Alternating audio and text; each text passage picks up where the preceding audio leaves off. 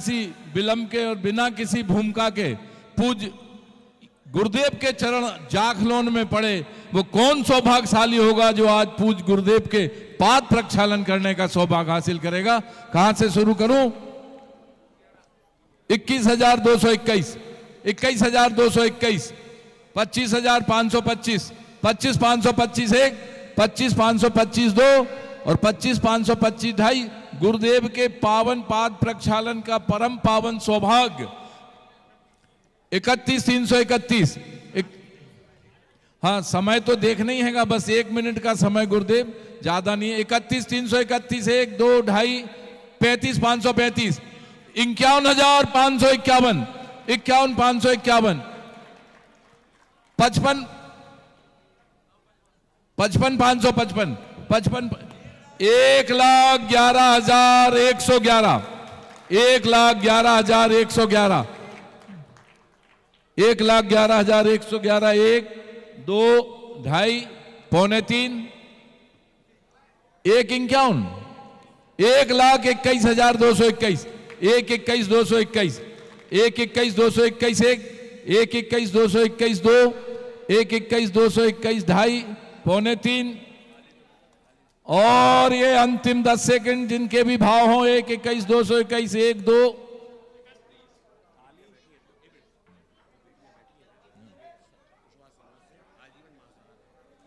वाह भाई वाह। जे गुरु चरण जहां पड़े तहां तहां तीरथ होएं। जब बसंत आता है तो प्रकृति हरी भरी हो जाती है और जब संत आता है तो सारी मनस्थली हरी भरी हो जाती है। ये जो बहनें आज कलश लेकर के चल रही थी, ये कुशवाहा समाज से हैं और इन्होंने आजीवन मांसाहार का त्याग गुरुदेव के चरणों में किया है। हाथ जोड़ के सभी लोग नमोस्तु भगवन, नमोस्तु भगवन। 1,33,333 1, 1,33,333, 1,41,441, 1,41,441, 1 2 2.5 पौने 3, 1,41,441, 1,51,551, 1,51,551, 1,51,551, 1 2 2.5 पौने 3 और छोड़ दें 1,51,551, 1 2 2.5 पौने 3 और 3। ये सौभाग्य हमारे सुरऊ परिवार जाखलोन, नाम बता दें? श्रीमान सिंघई सुनील कुमार, प्रवीण कुमार, अनिल कुमार, सिंघई परिवार जाखलोन। वाह भाई वाह, रिश्ते में आप हमारे समधी भी हैं। आइए और सपरिवार पधारें, गुरुदेव के चरणों में श्रीफल अर्पित करें और पाद प्रक्षालन करें बिना किसी भूमिका के। शीघ्रता से सब लोग इधर आगे आगे श्रीफल अर्पण कर दें। गुरुवर के चरणों में श्रीफल अर्पित करेंगे श्रीमान जगदीश प्रसाद जैन चाचा जी, श्री ऋषभ जी जैन अध्यक्ष सकल दिगंबर जैन समाज, श्री पूर्व अध्यक्ष अरविंद जैन जाखलोन, श्री दीपक जी जैन, श्री सुरेश मोदी, श्री अशोक जैन लोहिया जी कुबेर इंद्र बने हैं जो तीर्थ चक्रवर्ती पंच कल्याणक के, श्री विवेक जैन, श्री नितिन जी जैन, श्री प्रमोद जैन, श्री आशीष जैन, समस्त नवयुवक मंडल और हमारे जाखलोन से हमारे जो जिन्होंने बहुत ही भव्यता के साथ स्वागत किया, ऐसे हमारे आदरणीय महेंद्र राजा जी जाखलोन, सोने राजा जी जाखलोन और जो भी गांव के प्रधान हो, मुझे नाम दे रहे थे, आपने नाम नहीं दिए अभी तक। शैलेंद्र सिंह बुंदेला जी आ जाएं और राधाकरण गोस्वामी जी आएं और गुरुदेव के सत्संग श्री चरणों में श्रीफल अर्पित कर आशीर्वाद लें बिना किसी भूमिका के। और अगर कोई नाम मेरे से छूट गया हो तो हाथ जोड़ के उन्हें बुलाते हैं, आए और गुरुदेव के चरणों में श्रीफल अर्पित करें। श्रीमान अखिलेश जी साहू आ जाएं और तखत पर भीड़ नहीं बढ़ाएं। जिन्होंने श्रीफल अर्पित कर लिए मंच खाली करते जाएं, दूसरों को मौका दें। तुरंत आ जाइए। पंडित कैलाश नारायण तिवारी जी आ जाइए। ये हम सबका आज परम सौभाग्य है, ऐसे सिद्ध पुरुष का हम सबको यहाँ पे आगवानी करने का, पाद प्रक्षालन करने का और उनके दर्शन और नमोस्तु करने का सौभाग्य मिला। चलिए बैठ जाएं, अब सब लोग बैठ जाएं। जय श्री ओम नमः शिवाय, जय श्री ओम नमः शिवाय। इन 4 पंक्तियों के साथ गुरुदेव को आमंत्रित करता हूं। एक ही नजर देखकर चैन कर लिया, नजरें झुकाकर नमन कर लिया, सर उठाकर देखा जो गुरुदेव को, तो प्रेम से श्रद्धा का आचमन कर लिया, प्रेम से श्रद्धा का आचमन कर लिया। पूज गुरुदेव के चरणों में जाखलोन समाज की ओर से करबद्ध प्रार्थना, हे गुरुवर आप अपनी दिव्य देशना अमृतमयी वाणी से और हमारी दिगंबर जैन समाज पंचायत समिति भी श्रीफल अर्पित करें। देवोदय कमेटी के सम्माननीय सीए साहब अर्पित करें और गुरुदेव की वाणी हम सब सुनें। जय श्री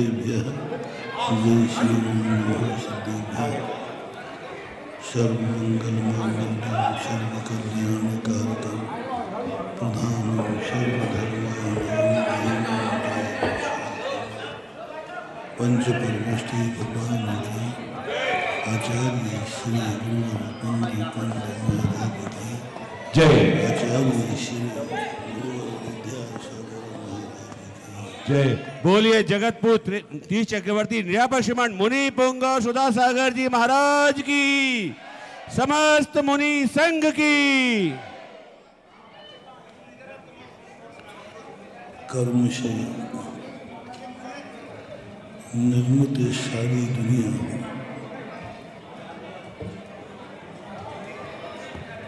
कर्म का ही खेल खेलती रहती है। सृष्टि दुनिया अनादि अनधन है, न किसी ने बनाई है, न कोई चला रहा है और न कोई मिटा सकेगा। इसके बीच में कर्म आता है और कर्म का संबंध जीव से होता है। दुनिया अच्छी और बुरी दो रूप में होती है। जिंदगी में सुख और दुख दो रूप होते हैं। अब फैसला अपन सबको करना है। धर्म का अर्थ यह नहीं है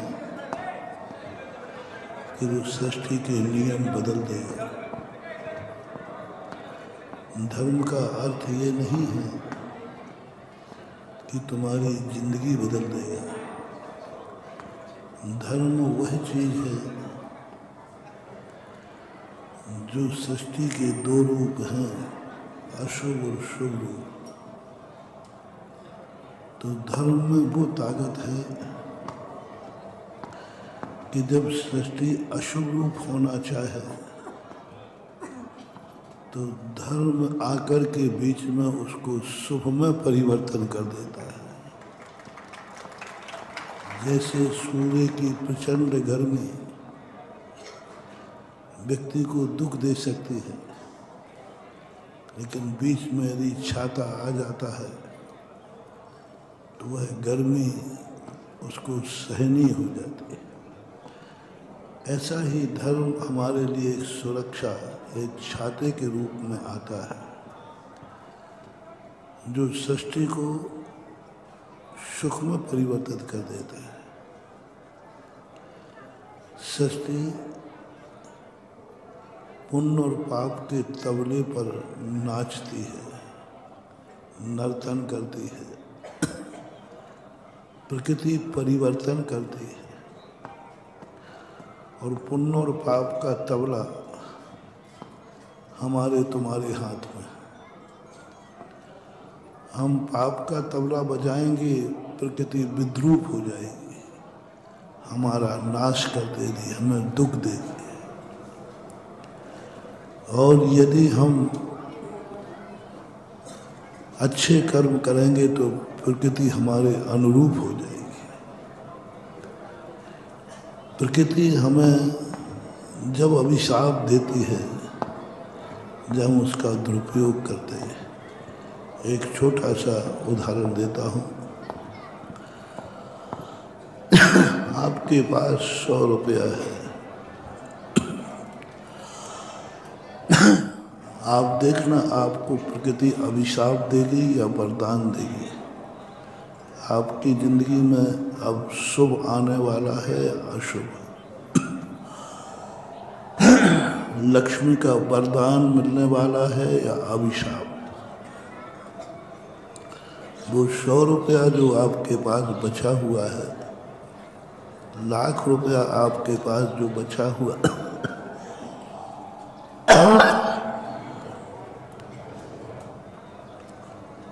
लक्ष्मी देखती है कि देखता हूँ ये मेरा क्या करता है, सबको मौका देती है। प्रकृति माँ है, प्रकृति माँ है। माँ कभी गलत नहीं करती है, लेकिन माँ ये जरूर अपेक्षा रखती है कि मेरा बेटे का भविष्य क्या है। ये दुनिया से पूछती है, मनौती करती है, मेरे बेटे का भविष्य क्या है। माँ को अपनी चिंता नहीं होती, बेटे की होती। तो फिर वो कई तरीके अपनाती है कि मेरे मरने के पहले मुझे पता चल जाए कि मेरे बेटे का भविष्य क्या है। ऐसे ये प्रकृति हमें कई बार मौका देती है, तुम्हें पुण्य का एक्स्ट्रा पैसा दे देती है खर्चे के अलावा। लो ये पकड़ो 1000 रुपया, और तुम्हें वो 1000 रुपया जेब में डाल दिए। अब वो 24 घंटे निगरानी करती है। रोटी तो मैंने इसको खिला दी, कपड़े तो मैंने इसको पहना दिए,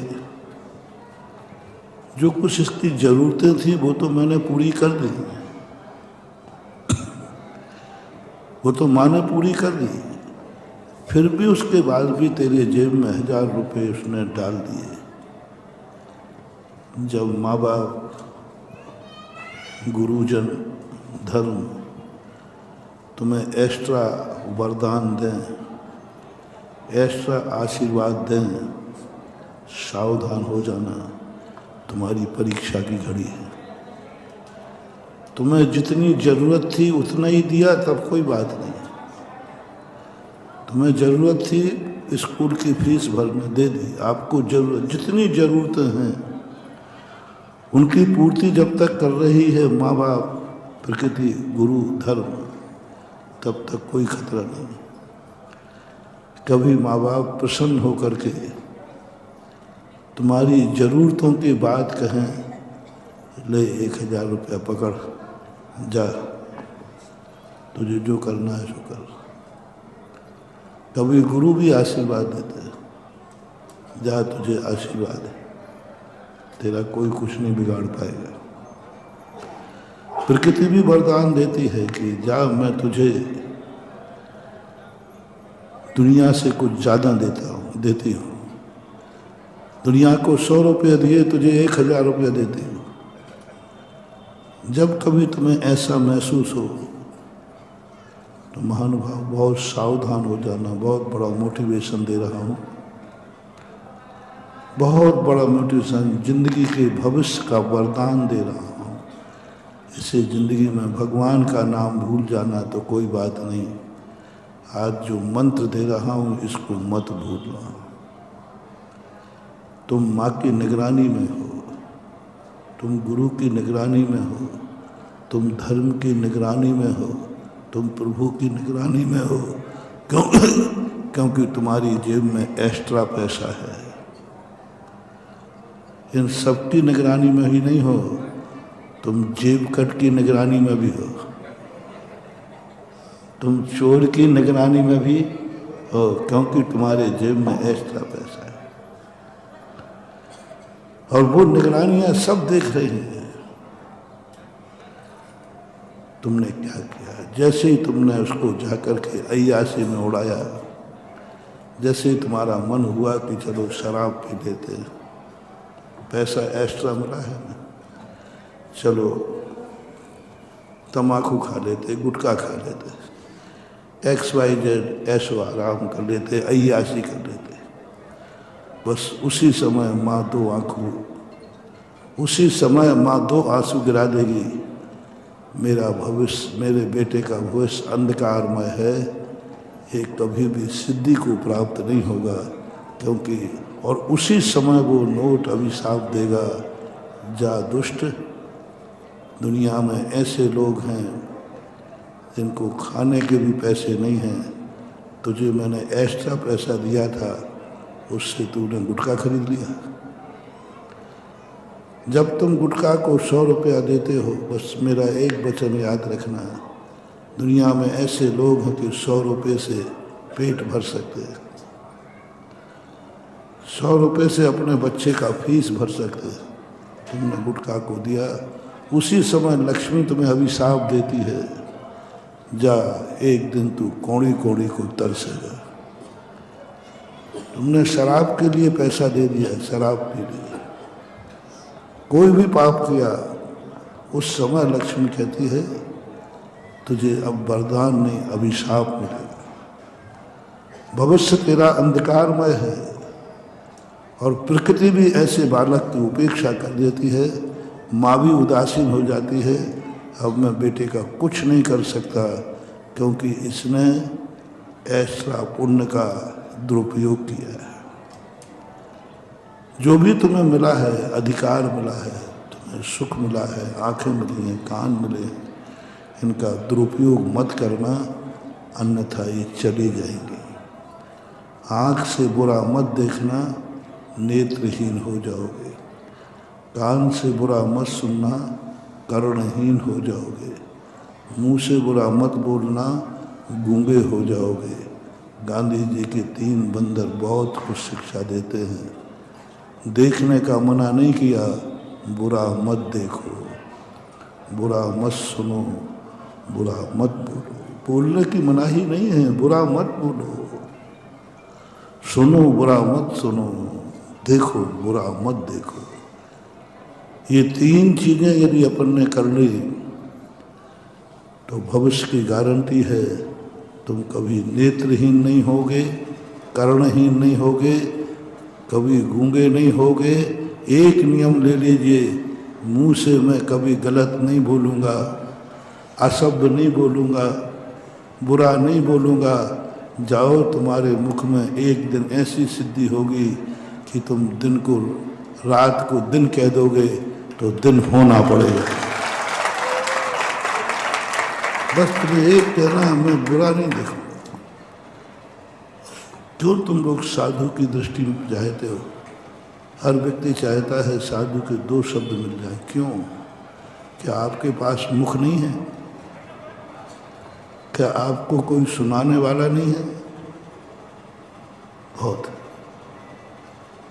लेकिन तुम्हें मालूम है कि साधु ने जीवन भर नियम लिया है कि मैं एक मुख से कभी गलत नहीं बोलूँगा। इसके मुख से यदि आशीर्वाद निकल गया तो हमारे जन्म जन्म सुधर जाएंगे। क्यों करते हो? कि साधु महाराज की दृष्टि मेरे ऊपर पड़ जाए। एक वो दृष्टि है जो कोई देखता है तो कहते हैं देख वो मेरी तरफ घूम रहा है, इसकी आंखें फूट जाएं। ऐसा कह सकता है कोई कि नहीं? और एक वो आंखें हैं जो देख लेवे तो रोम रोम पुलकित हो जाता है। आंखें दोनों की हैं। एक ने बुरी नज़र से देखा तो जिसको देखा वो कहता है इसकी आंखें फूट जाएं, ये बुरा देख रहा है। और वो साधु की आंख है जिसके ऊपर पड़ जाए उसका रोम रोम पुलकित हो जाता है। आज मैं धन्य हो गया, गुरु महाराज ने मुझे देख लिया। क्या आंखें वही है, बस इतना सा तुम्हें मालूम चल गया कि गुरु महाराज ने एक संकल्प किया है, इन आँखों से हम बुरा नहीं देखेंगे। पर इतने नियम से ये आँख इतनी पवित्र हो गई, इतनी पवित्र हो गई कि जिसके ऊपर पड़ जाती है सांप का काटा हुआ जहर भी उतर जाता है। माँ कितनी सी साधना है, तुम भी ये साधना कर सकते। तुम्हारे पास जो कुछ भी मिला है, माँ बाप मिले हैं, उनका दुरुपयोग मत करना। परिवार मिला है, उसका दुरुपयोग करना मत करना। उसके संबंध में बुरा मत सोचना। अच्छा शरीर मिला है, कभी बुरे कार्य मत करना। अच्छी कोई हुकूमत मिली है, उसकी हिटलर शाही मत करना। धन मिला है, उसका दुरुपयोग नहीं करना। हो सके तो उस धन से किसी मंदिर में जाकर के भगवान की आरती उतार देना, हो सके किसी गरीब की औषधि करा देना, हो सके तो किसी गरीब के जिसके अंदर अभी तुम तो गुटखा खा रहे हो, उसको तो रोटी भी नहीं मिली, जाखलोन के सारे गुटखा खा रहे, तुम्हारी रोटी नहीं छीन रहा हूँ, तुम गुटखा खा रहे हो, तुम्हारा भी नाश होगा, लक्ष्मी भी अभिशाप देगी, उसी पैसे से तुम किसी गरीब को रोटी खिला दो, वह लक्ष्मी तुम्हें वरदान हो जाएगी। मैं उस वस्तु की कह रहा हूँ जिस वस्तु से तुम्हारा भी नाश है और तुम्हारा भविष्य का भी नाश है। मैंने कहा था ना, अशुभ को शुभ में बदलने का नाम धर्म है। अशुभ को शुभ में बदल देना, अशुभ दिन को शुभ में बदल देना। अशुभ दिन को, वही नोट से तुम गुटखा खरीद रहे हो, वही नोट से तुम तंबाकू खरीद रहे हो, उस पर लिखा है स्वास्थ्य के लिए हानि। उसी गुटके उसी पैसे से तुम शराब खरीद रहे हो, नाली में पड़ोगे, विक्षिप्त होगे, आपका दिन अशुभ होगा, भविष्य अशुभ होगा। बस हम साधु संत कुछ नहीं करेंगे, जो तुम अशुभ करने जा रहे हो उसको शुभ करवा देंगे, इतना सा परिवर्तन। आज पाद प्रक्षालन किया, पैसा तो बहुत सारे लोगों का, कोई लाख रुपया लेकर के अय्याशी करने चला जाए कहीं होटलों में, कोई लाख रुपया लेकर कोई हिल स्टेशन पर मस्ती करने चला जाए, कोई नाच गान करके बूथ न खुलवा देगा कि हमारे पास लाख रुपया बचा हुआ है। और किसी सज्जन मन ने कहा आज कंपटीशन ही है, तो भगवान के गुरु के चरण तो मैं लाख रुपए में मैं कर लिया। उसने बड़ा, उसने अपने अशुभ को शुभ में बदल दिया। वह लक्ष्मी उसके पास अब 100 बार आएगी, उसने अशुभ को शुभ में बदल दिया, अशुभ को शुभ में बदल दिया। जिस नोट से अशुभ हो सकता था उससे उन्होंने शुभ कर दिया। जाखलोन है, अभी उजड़े हुए तीर्थ क्षेत्रों के विश्राम स्थल माना जाता था, अब आबाद तीर्थ क्षेत्रों का स्थल बन रहा। खंडहर थे दोनों क्षेत्र, जहाजपुर और देवगढ़ एक संग्रहालय बन चुके थे, एक पुरातत्व की स्थिति बन चुके थे, लेकिन आज वह अपनी जिंदगी ऑक्सीजन सिलेंडर यानी कहना चाहिए वेंटिलेटर से वापस आ चुके हैं। और अब जाखलोन को भी पुराने तीर्थ क्षेत्रों का नहीं, नए क्षेत्र की विश्राम स्थली बनने। बहुत बार यहाँ जब भी निकला हूँ जाखलोन आना ही पड़ता है, आता ही हूँ। अब जाखलोन वालों को चेतना है।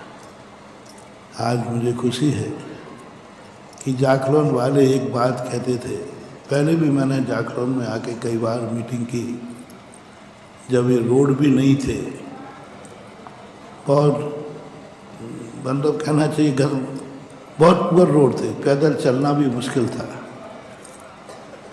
आज ललितपुर से देख रहा हूँ क्या बढ़िया रोड बना दिया है। अब मैं तो कंकड़ों पत्थरों में चलने की आदत है, कई बार इन्हीं कंकड़ों पत्थरों से गुजरा हूँ। 91, 92 में उस समय भी यहाँ आया, उस समय देखा था सब कुछ उजड़ा हुआ था, क्षेत्र उजड़ा हुआ था, तो ये पूरा एरिया उजड़ा हुआ था। जाखलोन भी उजड़ा हुआ था। जाखलोन का उजाड़ मैंने देखा है, क्योंकि जिसके बाजू के तीर्थ क्षेत्र उजड़े रहेंगे, जिसके आंगन का पेड़ उजड़ा रहेगा, वो मकान भी कभी हरा भरा नहीं हो सकता। जब तीर्थ ही उजड़े हैं तो तीर्थ की छाया में रहने वाले भी उजड़े रहे।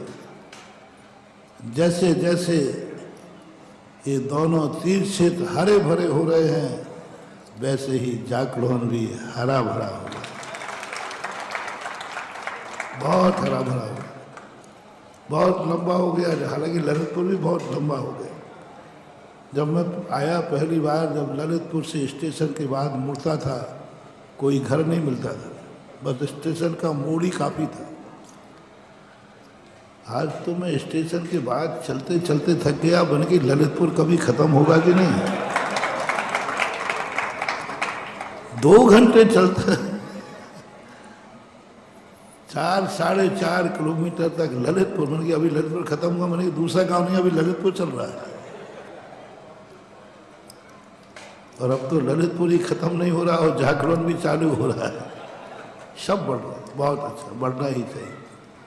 बस यही है, आज बहुत कुछ भी समर्थ नहीं था। ललितपुर जबलपुर वालों से कहो देवगढ़ और सतोदय जहाजपुर को संभालो, ये कहते महाराज मेरा समर्थ नहीं है, शक्ति नहीं है, पैसा नहीं है, धंधा नहीं है, बहुत सारे बहाने थे। और सही था, झूठ नहीं बोलते थे। आज मुझे गर्व है कि जिस देवोदय तीर्थ क्षेत्र का पंचकर्णा हो रहा है, उसका कुबेर जाखलोन का है।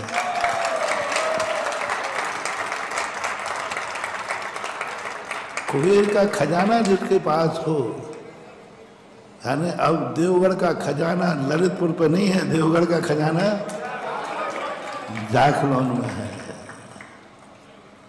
बहुत बड़ी चीज, यानी इतना भाव आ जाना, इतना समर्पण हो जाना, इतनी श्रद्धा जागना। सवाल समर्थ है कि नहीं ये नहीं है, सवाल श्रद्धा बड़ी है ये है। भावना जब बड़ी हो जाती है,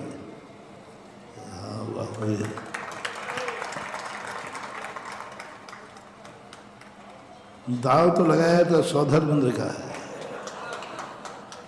लेकिन जिसने अपनी दुकान के अपनी जिंदगी का नाम लकी रखा हो, और लकी के सामने कौन सामना कर पाएगा। लेकिन नंबर प्रथम में लगाया, लेकिन दूसरे में, और वो भी अनायास। और जो पिछले बार मैंने ऐसे ही कहा था, लेकिन कौन है धन्ना सेठ जाखलोन में, तो आज धन्ना सेठ तो निकला था हंसी मजाक में, आज वो धनपति बन गया सही। क्यों हंसी मजाक में कहा था मैंने कि धन्ना सेठ भाई।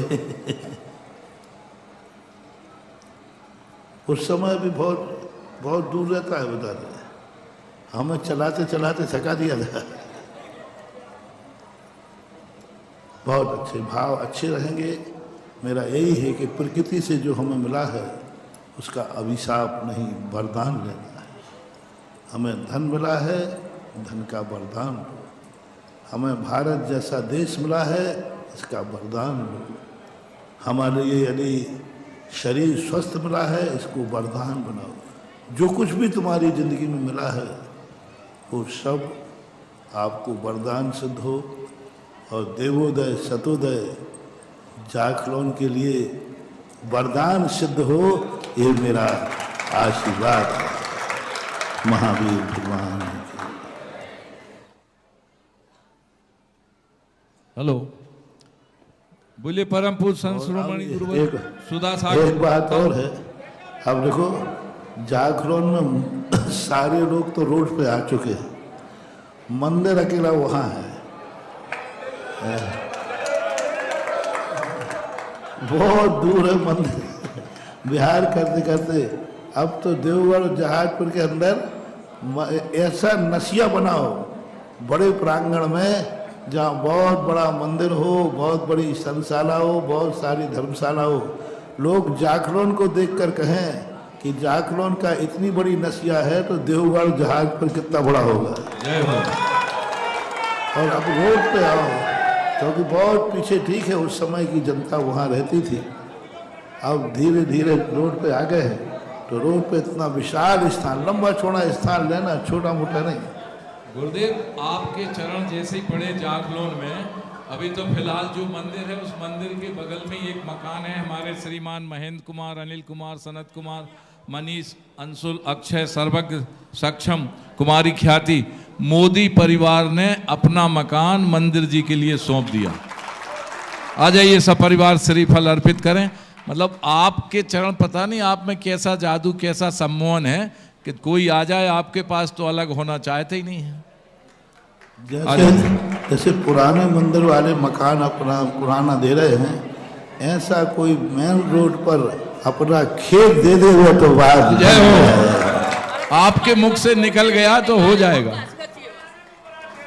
आपके मुख से जो निकल जाता वचन सिद्धि है महाराज, वो सिद्ध होना ही होना है। तो आज लो साहब। सिंगई जी है, सिंगई जी।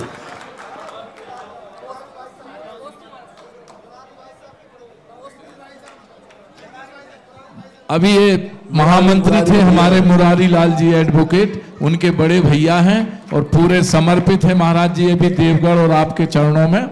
ये कह रहे 1 एकड़ का खेत बहुत है महाराज, अभी शुरुआत तो होने दो। एक तो उन्होंने कहा, 2 तो अपन करा लेंगे जी। अब तो पीछी से दे दो महाराज आशीर्वाद, कम से कम जगदीश जी ले लो पीछी से आशीर्वाद जी। हो गई जवानी के ज्ञान थे सूचलो करो सुबानी में से सदा देते। जावानी के ज्ञान से सूझे लोकालोक, सोबानी मस्तक नमो सदा देत हो धोक। हे जिनमानी भारती तो जपो दिन रैन, जो तेरो शरणाग है सो पावे सुख चैन। 9 बार नमोकार बंद करें। और गुरुदेव की आहारचर्या आज जाखलोन में है। परम पावन सौभाग्य, मंदिर से गुरुदेव चर्या के लिए उठेंगे और मंदिर से और पुरानी कोतवाली तक पड़गाहन में आप लोग खड़े होंगे। पुरानी मंदिर से पुरानी कोतवाली तक ही खड़े होंगे, इसके आगे नहीं।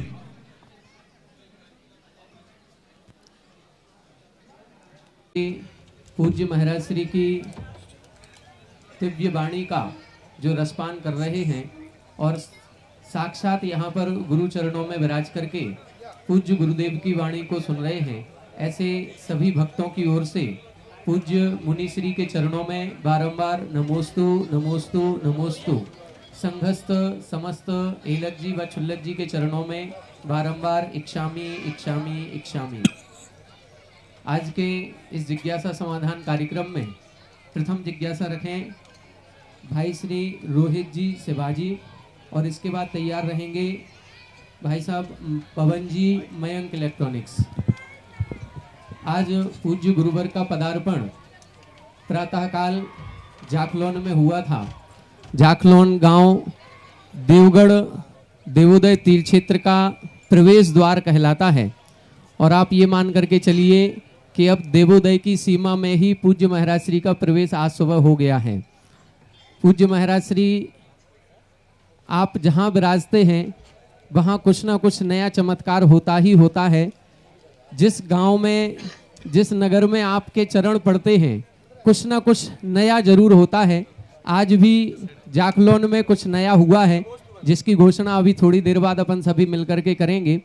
आज अभी जाखलोन से बिहार होकर के देवोदय तीर्थ क्षेत्र के रास्ते में मध्य में एक गांव पड़ता है सैपुरा। ये जो जिज्ञासा समाधान का कार्यक्रम प्रसारित हो रहा है वह इसी सैपुरा की पुण्य भूमि से हो रहा है। आज पूज्य गुरुवर इस सैपुरा की भूमि पर विराजित हैं। प्रथम जिज्ञासा रखेंगे हमारे रोहित जी शिवाजी। गुरुदेव भगवान के चरणों में नमोस्तु। समस्त एलक जी के चरणों में इच्छामी, छुल्लक जी के चरणों में इच्छामी। गुरुदेव जब से आप ललितपुर छोड़ कर गए हैं, अभिनंदननाथ भगवान अभिनंदन तीर्थ क्षेत्र की खुशबू ही चली गई। कल हम रात को गए तो जो खुशबू 10 दिन से आ रही थी वो खुशबू ही चली गई। अब हम लोग ऐसा क्या प्रयत्न करें कि ये खुशबू निरंतर बढ़ती रहे। देखो संत जाने के बाद जब खुशबू लेता है, वो सच्चे भक्त को खुशबू उसके बाद आती है।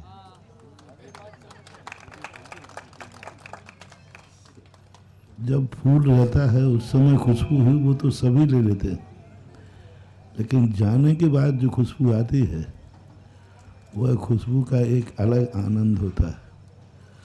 और हम इतनी खुशबुआँ छोड़ के आए हैं, इतनी खुशबुआँ कि जिंदगी भर भी उसकी खुशबू कभी ख़त्म होने वाली नहीं। जय हो, जय हो। देवोदय तीर्थ क्षेत्र जो है वो तो है ही, अभिनंदनोदय तीर्थ क्षेत्र, बक्तांबर, असीम कालीन और बालक बालक में जो संस्कार हैं वो, तो इसलिए बहुत बड़ी स्थितियां बनती हैं। साधु को तो एक दिन जाना ही होता है।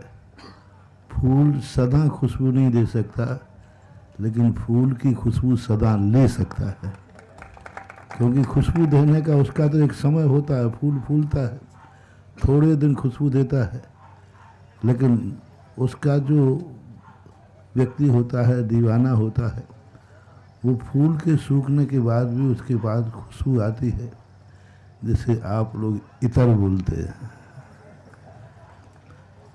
फूल की खुशबू फूल के साथ ख़त्म हो जाती है, लेकिन फूल से जो इतर बना लेते हैं वे पूरी ज़िंदगी भर कान में फुआ लगाकर उसका आनंद लेते रहते हैं। अब यही देखो ना, मैं इस गांव का नाम कभी याद ही नहीं हुआ, लेकिन मेरा एक भक्त है पुराना, तिलक। वो बस जब भी मैं बात करता हूँ कौन सा गाँव, मैंने वो तिलक यादव का गांव है ना वो। अब मैं जहाजपुर का रास्ता इतने बार गया, अभी याद नहीं, बस एक याद है, वो जाकर देवगढ़ से चलना और वो एक वो तिलक यादव गांव पड़ता है, उसके 50 थोड़े से दूर से ही मुड़ गया है। तो मेरा परिचय हुआ, अभी तक ये नाम ही याद नहीं हो पाया। तो कभी कभी भक्त लोग होते हैं, उनके नाम से भी गुरु जान जाता है कि वहाँ हमारा एक भक्त रहता है। आप देखो, ये हम कहीं भी रहते हैं पर याद आ गया ना कि यहाँ ये रहता है। जय हो। इसके बाद जिज्ञासा रखेंगे हमारे श्रीमान पवन जी, मयंक इलेक्ट्रॉनिक्स, और तैयार रहेंगे आपके अनन्य भक्त जिनका गुरु मुख से आज अभी नाम का उच्चारण हुआ है, ऐसे श्रीमान तिलक यादव जी। मेरे परिवार के एवं मेरे मित्रों के परम उपकारी गुरुदेव के चरणों में कोटिशा नमन। छुल्लक एलक महाराज जी के चरणों में नमन। महाराज जी, एक गुरुदेव, एक बार बार मन में शंका होती है, प्रचलन में आता है कि लोग कहते हैं कि गुरु और भगवान कुछ देते लेते नहीं हैं। अब लेते नहीं है तो समझ आ गया, देते हैं ये समझ नहीं आया। मेरे भगवान 9 लब्धियों के मालिक हैं, तो देते कैसे नहीं हो? फिर उनके गुरुदेव तो ऐसे, हमारे गुरुदेव तो ऐसे कि हर काम को मल्टीप्लाई करते हैं। अब फिर लोग ऐसा क्यों कहते हैं? फिर मेरे मन में ये भी आता है कि अगर उपकारी का उपकार नहीं माना तो फिर क्या मानूं? क्या मैं पाप का भागीदार हूं कि उपकारी का उपकार भी नहीं मान सकता? और लोग ऐसा कहते हैं कि देते कुछ है नहीं। प्रकृति कभी किसी को फल देती नहीं है, लेकिन सदा पेड़ की छाया दुनिया को मिलती रहती है। पेड़ फलता है और वो फल करके जो अपना रूप धारण करता है उसको स्वतः ही स्वभाव से सारे जगत को फल मिल जाते हैं। गुरुओं का लेन देन का सवाल, गुरु कुछ नहीं देते हैं, ये गुरु का कहना है। भक्त तो यही कहेगा, सब कुछ मेरे पास गुरु का है। ये गुरु की भाषा है। भक्त अपनी भाषा को, ये भाषा भक्त नहीं बोलते। यदि ये भाषा भक्त बोलता है तो वो भक्त ही नहीं, वो उपकारी को उपकार मानता ही नहीं। उपकारी का उपकार का अर्थ ये है, भगवान ऋषभ देव को लगभग 7 महीने अंतराय पड़ा, या किसी मुनिराज को अंतराय आया, तिलक को अंतराय आया, तो महाराज से पूछो कि भाई क्यों महाराज जी अंतराय क्यों आ गया, तो वो यही कहेंगे हमारे अंतराय कर्म का उदय है। लेकिन ये कहने का अधिकार श्रावक को नहीं है। श्रावक स्वप्न में भी नहीं कह सकता कि महाराज के अंतराय कर्म का उदय है, वो सदा एक ही कहेगा, मेरे दानांतराय कर्म का उदय है। मेरे अशुभ कर्म का, महाराज का अशुभ कर्म का उदय हो ही नहीं सकता। मेरे अशुभ कर्म के कारण से महाराज को अंतराय आया। ऐसा ही भक्त और भगवान की भाषा होती है। भगवान बड़े आदमी यही कहते हैं, मैंने कुछ नहीं किया, सब तुम्हारा पुण्य का। इसलिए ये भाषा जो है गुरुओं की भाषा है। गुरु जब भी बोलेगा यही बोलेगा, मैंने कुछ नहीं किया। यही गुरु की गुरुता है, यही गुरु की महानता है कि वो सब कुछ देने के बाद भी कहते मैंने कुछ नहीं दिया। और श्रावक का ये कर्तव्य होता है, वो ये भाषा नहीं बोल सकता। यदि सच्चा भक्त है तो वो तो सदा यही बोलेगा। कोई कहे कि भैया गुरु से पूछा था, तो वो कहते हमने तो कुछ नहीं किया ललितपुर वालों को। तो वो कहते हैं भाई महाराज ने क्या कहा वो आप जानो, मेरे पास तो जो कुछ भी है सब गुरु जी का है। ये अपनी अपनी भाषा है। भगवान अपनी भाषा बोलता है और भक्त अपनी भाषा बोलता है। इसी में दोनों की महानता है। यदि भक्त के मन में थोड़ा सा भी भाव आ गया कि हमें भगवान से, गुरु से कुछ नहीं मिला और वो कुछ नहीं देते ही नहीं हैं, तो समझ लेना उसका पुण्य उसी समय क्षय हो जाता है। थोड़ा सा भी, अभी हम भक्तियाँ लगा रहे हैं, भक्तियों में बार बार पूज्यपाद स्वामी भगवान के ऊपर आरोप कर रहे हैं, आप ऐसे हैं, आपने ये किया, आपके द्वारा कर्मों की निजरा हुई। और भगवान का जब पक्ष देखा तो भगवान कहते भाई मुझे तो पता नहीं, सूरज को पता नहीं है किस आंगन में रोशनी जा रही है, आंगन को पता है कि सूरज की रोशनी का महत्व क्या है। सूरज को पता नहीं है कि रोशनी किस आंगन में जा रही है, लेकिन आंगन को पता है कि मेरे घर का उजाला सूरज से है। बस ऐसा मानना चाहिए। झोलियां भर गईं सबकी, कोई खाली न गया, ऐसे हैं मेरे गुरुदेव। और हमारी निधियां ज्यों की तो लबालब अभी भी भरी है। जय हो, जय हो, जय हो। अक्षय निधि का भंडार है। इसके बाद जिज्ञासा करेंगे श्रीमान तिलक यादव जी, जो कि समाजवादी पार्टी से कई बार जिलाध्यक्ष रहे हुए हैं और गुरुवर के अनन्य भक्त हैं। अभी पूज्य गुरुवर ने आपका ही नाम लिया और इस गांव को स्मरण किया कि किसी भक्त के नाम से यदि किसी गांव का स्मरण होता है तो ये हमारे उन भक्तों के लिए बहुत बड़े सौभाग्य की बात है कि गुरु के मन में, हृदय में एक भक्त का नाम अभी तक बसा हुआ है और पता नहीं कब तक बसा रहेगा। गुरुवर भगवान के चरणों में नमन करते हैं सभी, और जो गुरुबंद बैठे हैं सबके चरणों में नमन करते हैं। गुरु जी, आप जे हम और हमारा परिवार सब धन्य हो गया कि आपके आशीर्वाद मिला, आपका स्नेह हमें मिला। इसके लिए हमारा पूरा गांव आज धन्य हो गया। आप जय हो। यहाँ रात्रि विश्राम करेंगे तो मतलब हमारे गांव में वाकई जो है एक कल्याण हमारे गांव का हो गया। गुरुजी, आपने पूरा हमारा जो बुंदेलखंड का इलाका है ज़्यादातर गरीब इलाका है, और इस बुंदेलखंड के आगे का तो हमें ज़्यादा पता नहीं है, लेकिन बुंदेलखंड में जितने तीर्थ हैं उन तीर्थों को आपने हजारों साल के जो तीर्थ थे उन तीर्थों का एक तरीके से मान इतना बढ़ाने का काम किया है कि जिस हजारों साल तक जनता और लोग आपके ऋणी रहेंगे। जय हो। पर एक निवेदन जरूर करना चाहते हैं कि इस गांव से हम कक्षा 6 में पढ़ने गए थे ललितपुर सन 68 में। तो वहाँ एक स्कूल था बर्नी जैन कॉलेज। तो हमने कहा ये बर्नी जी कौन थे, क्या थे, किन्ने, तो पता लगा कि एक बर्नी जी थे, गुरु मुनि थे, उन्होंने ये स्कूल बनवाया कॉलेज, और उस कॉलेज से हम जैसे लाखों लड़के आज इस जीवन में संघर्ष कर रहे हैं, आगे बढ़े, कुछ अधिकारी बने, IAS IPS से लेकर पूरे देश और दुनिया में उन्होंने नाम कमाया। तो वो बरनी जैन इंटर कॉलेज का प्रभाव है कि हम आज यहाँ खड़े हैं, जय हो। और मेरे जैसे लाखों।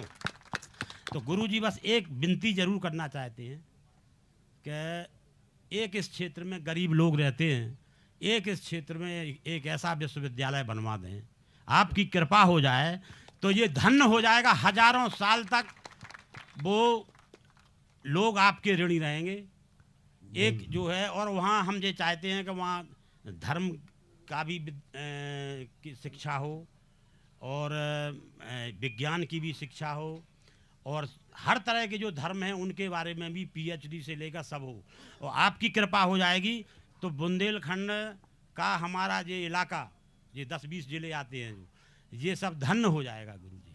बहुत अच्छा है। देखो, पहले तो जब क्षेत्रों की जहाँ तक बात आई,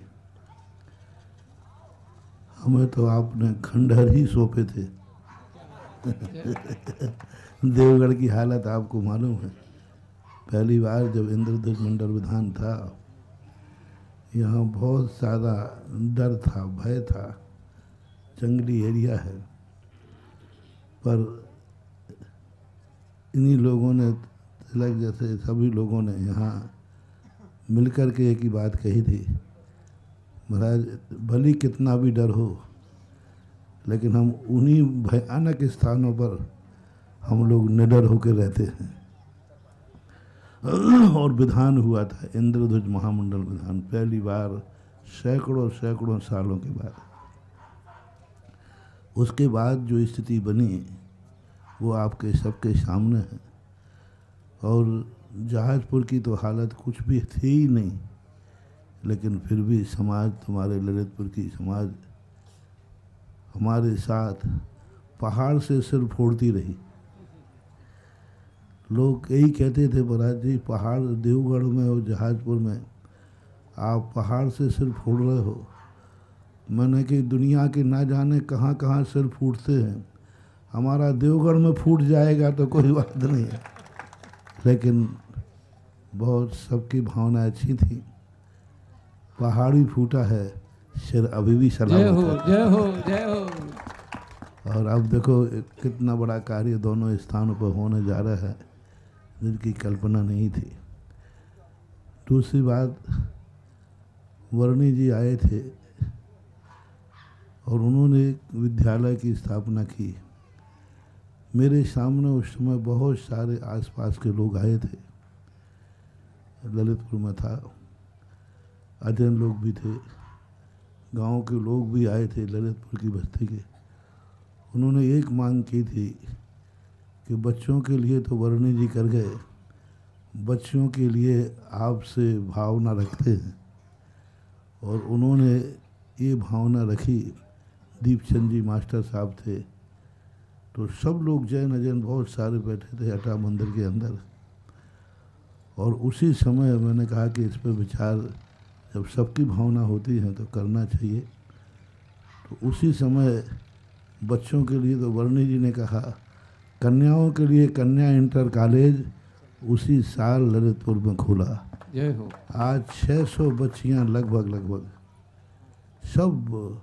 और अभी मैं गया था वहाँ, जब बच्चियों को देखा, ऐसी बच्चियां जिनके पहनने को भी कपड़े नहीं हैं, कापी किताब नहीं है, फीस नहीं है, अभी उन सब बच्चियों को हम निःशुल्क करके आए।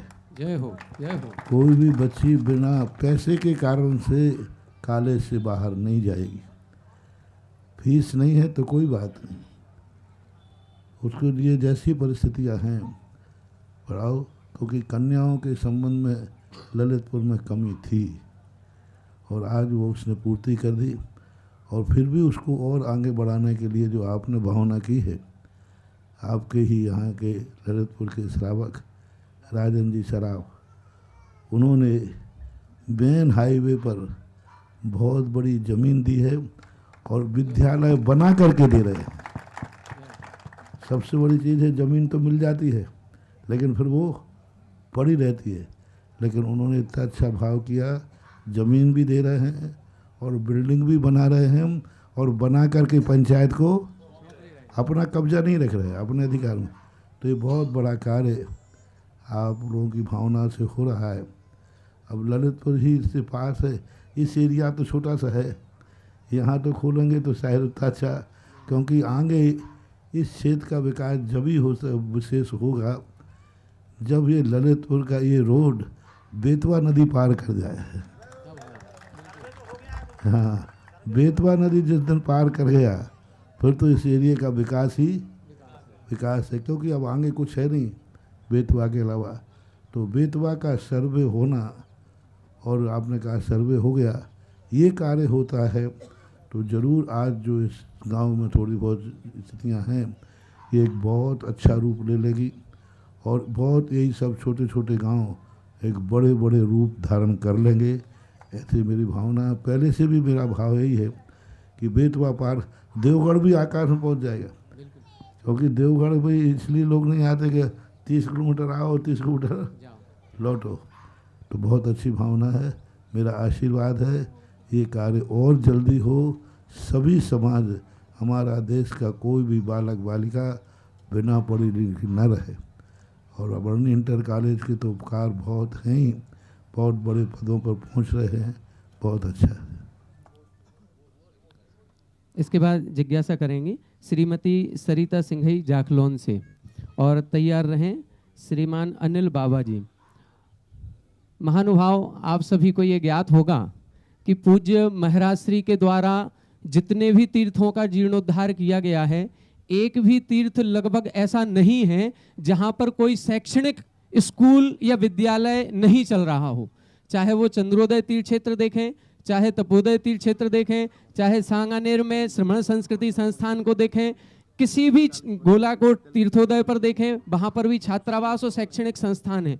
हर जगह ऐसा नहीं है कि पूज्य गुरुदेव के आशीर्वाद से केवल तीर्थों का ही उद्धार होता है।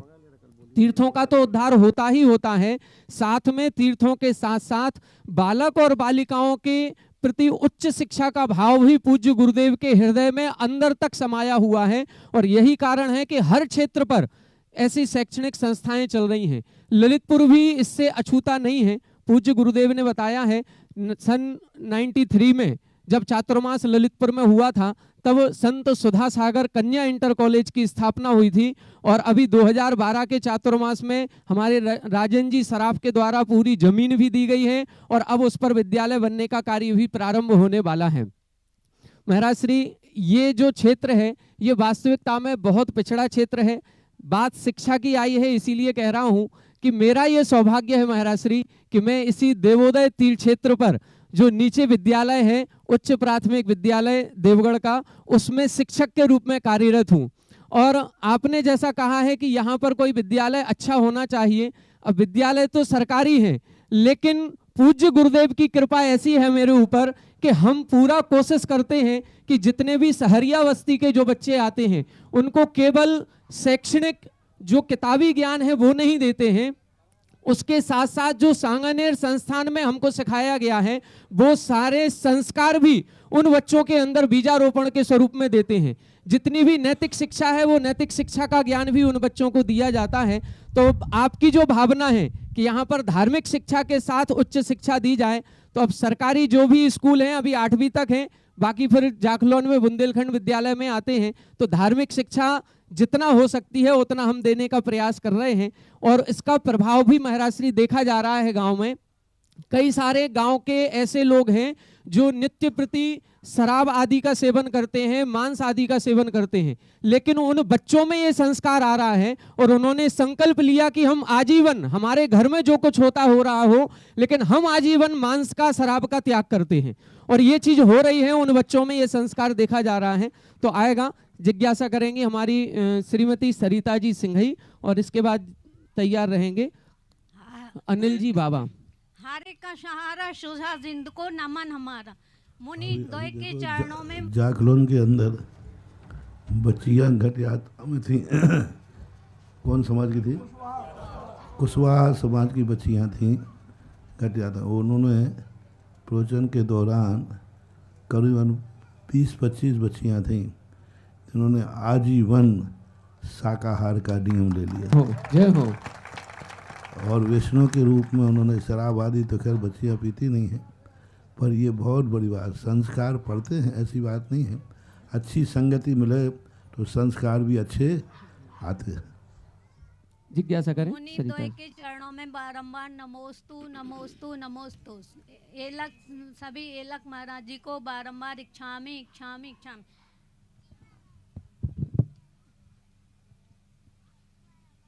महाराज जी जिज्ञासा आचार्य श्री ने हमारे लिए संदेश दिया था कलाऊ एकता बलम का, लेकिन हम लोग समाज के लोग और अपने परिवार के ऊपर एक नीति क्यों नहीं अपना पा रहे हैं? और महाराज जी पहले लोग अनपढ़ होते थे तो परिवार एक होते थे, अब बच्चे पढ़ रहे हैं, परिवार बिखर रहे हैं। महाराज जी पढ़ा लिखा अच्छा होना है, परिवार का बिखरना अच्छा है। महाराज जी हर चीज़ का कोई ना कोई साइड इफेक्ट तो है ही। अच्छाइयाँ भी हैं तो उससे बुराइयाँ भी। कलौ एकता बलम ये सूत्र है, इसको लोगों सभी के लिए है, घर के लिए भी, समाज के लिए भी, राष्ट्र के लिए भी। हमारा देश जब भी गुलाम हुआ है इसी कारण हुआ। हाँ, हम फूट डालते, अंग्रेज हम में फूट डालते गए और हम गुलाम होते गए। भारत देश यदि एक संगठित रहे तो मेरा दावा है पूरा विश्व एक तरफ हो जाए, और भारत देश यदि मुट्ठी में रहे सभी तो उनकी मजाल नहीं है कि भारत देश में आंख भी उठा ले। लेकिन उनकी नीति है कि फूट डालना और अपन टूट जाते हैं। जहाँ जिस प्रकार के संगठन की ज़रूरत है वो होना चाहिए। जब राष्ट्र की बात आए, हम सब एक हैं, कोई जाति नहीं, कोई धर्म नहीं, कुछ नहीं। ना हमारा कोई धर्म है, ना हमारी कोई जाति है, मात्र राष्ट्र की बात है तो हमारा देश मात्र, हम भारतीय हैं, राष्ट्रवादी। जब समाज की बात आती, मानव की बात आती, तब हमें मानवता का देखना चाहिए कि मानव का रूप। जब परिवार की बात आए तो परिवार को भी जैसे बने तैसे संगठित रहना चाहिए। पर रहने का कारण एक दो हो जाते हैं, जहाँ थोड़े बहुत पढ़ लिख जाते, ऐसी बात नहीं है। कई पढ़े लिखे लोग भी आजकल एक साथ रहना पसंद कर रहे हैं, ठोकरें खा के कर रहे हैं, लुट पिट के कर रहे हैं। आज बड़े लोग, पढ़े लोग महसूस कर रहे हैं कि एक साथ रहने में कितने लाभ हैं और अलग अलग टूट कर रहने में कितनी हानियां हैं। और फ़र्क इतना है कि पहले लोग साधु संतों की बात मान कर के स्वीकार कर लेते थे, अब लोग ठोकर खाने की बात स्वीकार करते हैं। करना तो पड़ेगा, ठोकर खा लेते हैं, उसके बाद उनको याद आता है तो हो रहा है। ठोकर खा के चेतेंगे, चेतना तो पड़ेगा। जिज्ञासा करेंगे अनिल जी बाबा, और इसके बाद तैयार रहें संदीप जैन जाखलोन चंदेरी से। महाराज श्री, जो चिकित्सालय अपना नए चिकित्सालय ललितपुर में बन रहा है, उसके लिए घोषणाएं अभी भी प्राप्त हो रही हैं। इंजीनियर श्री सुभाष जैन जी हैं जबलपुर से, उन्होंने एक ऑपरेशन थिएटर के लिए 5 कलश की राशि अनाउंस की है। दूसरा एक मशीन है वो 25,000 रुपये की है, उसके लिए भी घोषणा आई। श्रीमती शीला जैन, वाइफ ऑफ हेमचंद जैन, शालीमार बाग, पूर्वी दिल्ली से। स्वर्गीय श्रीमती स्नेह जैन की पुण्य स्मृति में मनोज कुमार जी मोपेड मित्र द्वारा एक पलंग की घोषणा है। और श्रीमती आशा जैन, आदिश्वर जैन के द्वारा भी 22,000 रुपये का एक पलंग है। श्रीमती अंगूरी जैन, श्रीमती सुनंदा जैन, जाखलोन चंदेरी, इनके द्वारा भी एक बेड की घोषणा की गई है। मेरे परम पूज्य गुरुदेव के चरणों में कोटि कोटि नमन। समस्त एलक जी और छुल्लक जी के चरणों में इच्छामी। गुरुदेव, 2022 में जब आपका ललितपुर में आगमन हुआ था और जब आपका बिहार हुआ तो मुझे टाइफाइड था 3.20, और गुरुदेव मेरे 15 मिनट पहले मेरी यहाँ से 10 कदम चलने की इच्छा नहीं थी, ना शक्ति थी। और गुरुदेव आपका बिहार हुआ, ऐसी शक्ति आई कि 10 किलोमीटर तक का बिहार चलाया था मैंने उस समय। और कल भी गुरुदेव ऐसे ही चमत्कार हुआ, अभी भी मुझे टाइफाइड है। और कल मैंने गुरुदेव आध घंटा पहले मुझे फोन आया कि चलना नहीं बिहार में। मैंने कहा मेरे बस की नहीं है, बिल्कुल हाथ पांव टूट रहे, मेरी बस की बिल्कुल नहीं है। और पता नहीं गुरुदेव क्या हुआ, वो आपका बिहार क्षेत्रपाल से हुआ नहीं, और मैं पहुंच गया और सीधे गुरुदेव 10 किलोमीटर तक लगातार पैदल, और कुछ मतलब पता नहीं चला गुरुदेव कहाँ से प्यार हुआ। और एक महाराज जी आपने हमें शिखर जी की वो अभी वो दिया था आशीर्वाद कि 22 साल से महाराज जी हम सोच रहे हैं शिखर जी की यात्रा कर लें, लेकिन एक बार संकट आया था, मैंने आपसे जिज्ञासा की थी और आपने आप आशीर्वाद दिया था कि अगली बार जाओगे तो मेरा आशीर्वाद है।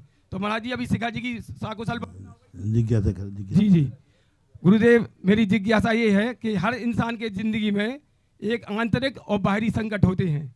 बाहरी संकट तो दिखते हैं, लेकिन जो आंतरिक संकट होते हैं या विघ्न बाधा होती है जिसको ग्रह बाधा कहते हैं, वो तो दिखते नहीं है। तो ऐसा गुरुदेव ये मनुष्य कैसे उन संकटों से जूझे कि बाहरी जो है वो भी बुरा करते हैं और आंतरिक संकट है वो भी बुरा करते हैं, लेकिन अपन को पता नहीं चलता गुरुदेव कौन क्या कहता है। बाहर संकट तो संकट होते हैं, अंतरंग कोई संकट नहीं होता। वो संकट इसलिए नहीं होता क्योंकि अंतरंग में जो कुछ भी होता है वो सब हमारा किया हुआ होता है। अंतरंग में कर्म जो करता है वो उसकी कोई दोष नहीं है, हमारे किए होगी। यदि कोई जेल में बंद व्यक्ति कहे कि मेरे जेल में जो है ये संकट है, वो संकट नहीं है, वो तो उसके अपराध की हुई सज़ा है। सज़ा को संकट नहीं कहा जाता, सज़ा तो न्याय है, सज़ा न्यायालय देता है। इसलिए अंतरंग में जो घटनाएं अपनी कर्मों की घटती हैं वे तो हमारे किए हुए अपराधों का एक प्रकार की सज़ा है, और सज़ा संकट के अंतर्गत नहीं आती। संकट वो कहलाता है जो हमने किया नहीं उसके बावजूद भी बाहर से संकट आता है, तो वो संकट कहलाता है। उन संकटों से बचने के लिए ही हमें सावधानी रखना चाहिए। अंतरंग संकटों से बचना तो हमारे खुद के हाथ में है। हम जिस दिन सुधर जाएंगे उसी दिन हमारी अंतरंग सृष्टि भी सुधर जाएगी। हम सुधरेंगे तो हमारा जीवन सुधरेगा, और हम बिगड़ेंगे तो हमारा जीवन बिगड़ेगा। इसके बाद जिज्ञासा रखेंगे श्रीमान संदीप जैन, जाकलोन चंदेरी, और इसके बाद तैयार रहेंगे जाकलोन पाठशाला के सभी बच्चे। महाराज श्री के चरणों में बारंबार नमोस्तु।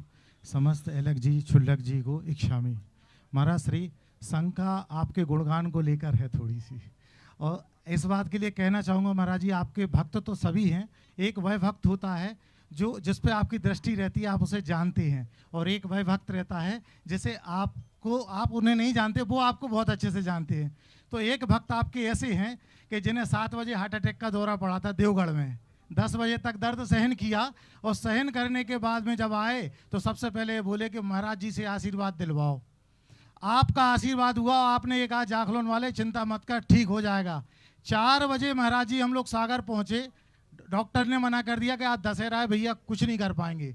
अचानक पता नहीं क्या हुआ, 6 बजे डॉक्टर आए, बोले मैं लेके जा रहा हूँ, जो कुछ होगा मैं फाइनल करूँगा। हो गया। दूसरा महाराज जी मेरी माता जी हैं, ये आपसे दर्शन करती हैं, आप इनको नहीं जानते, इनने धोखे से आंख में फेविक्विक डाल ली थी, और महाराज जी सिर्फ आपका नाम जपते रहे, सुधा सागर महाराज जी की जय, सुधा सागर महाराज की, वो आंख बच गई। तो महाराज जी मैं ये कहना चाहता हूँ, मेरी शंका इतनी सी है सिर्फ कि आप जिन भक्तों को जानते हैं उन पर भी कृपा दृष्टि करते हैं, और जिन भक्तों को नहीं जानते उन पर भी कृपा दृष्टि होती है। ऐसा क्या चमत्कार है महाराज जी? जिनेश की बात तो नहीं कर रहे, जिनेश पिताजी के चाचा जी हमारे अरविंद कुमार जी जिन्हें हार्ट अटैक का दौरा आया था, और माता जी हैं जिन्होंने फेविक्विक डाल ली थी। ये तुमने कैसे जाना कि मैं नहीं जानता इसको? नहीं इनको नहीं जानते, माता जी को नहीं जानते। एक को जान लिया, पूरी हंडी को जान लिया, और क्या सबको थोड़ी जान लिया? एक को ही तो जानते हैं। अब मैं तिलक को जानता हूँ, तिलक के सारे पूरे परिवार को कैसे जानूँ? एक को जान लिया है ना, सबको जान लिया, और एक को आशीर्वाद होते ही सबको आशीर्वाद होता ही है, होता ही देता ही है। जिज्ञासा रखेंगे जाकलोन पाठशाला के सभी बहनें और बच्चे। इसके बाद तैयार रहेंगे देवोदय तीर्थ क्षेत्र देवगढ़ के महामहिम और इस पंचकल्याणक प्रतिष्ठा महोत्सव के महायज्ञ नायक महामंत्री श्रीमान संजीव जी सीए। पूछो मेरे दिल से यह पैगाम लिखती हूँ, पूछो मेरे दिल से यह पैगाम लिखती हूँ, गुजरी बातें तमाम लिखती हूँ, दीवाने हो जाती है वो कलम, दीवानी हो जाती है वो कलम, हे गुरुवर, जिस कलम से आपका नाम लिखती हूँ, आपका नाम लिखती हूँ।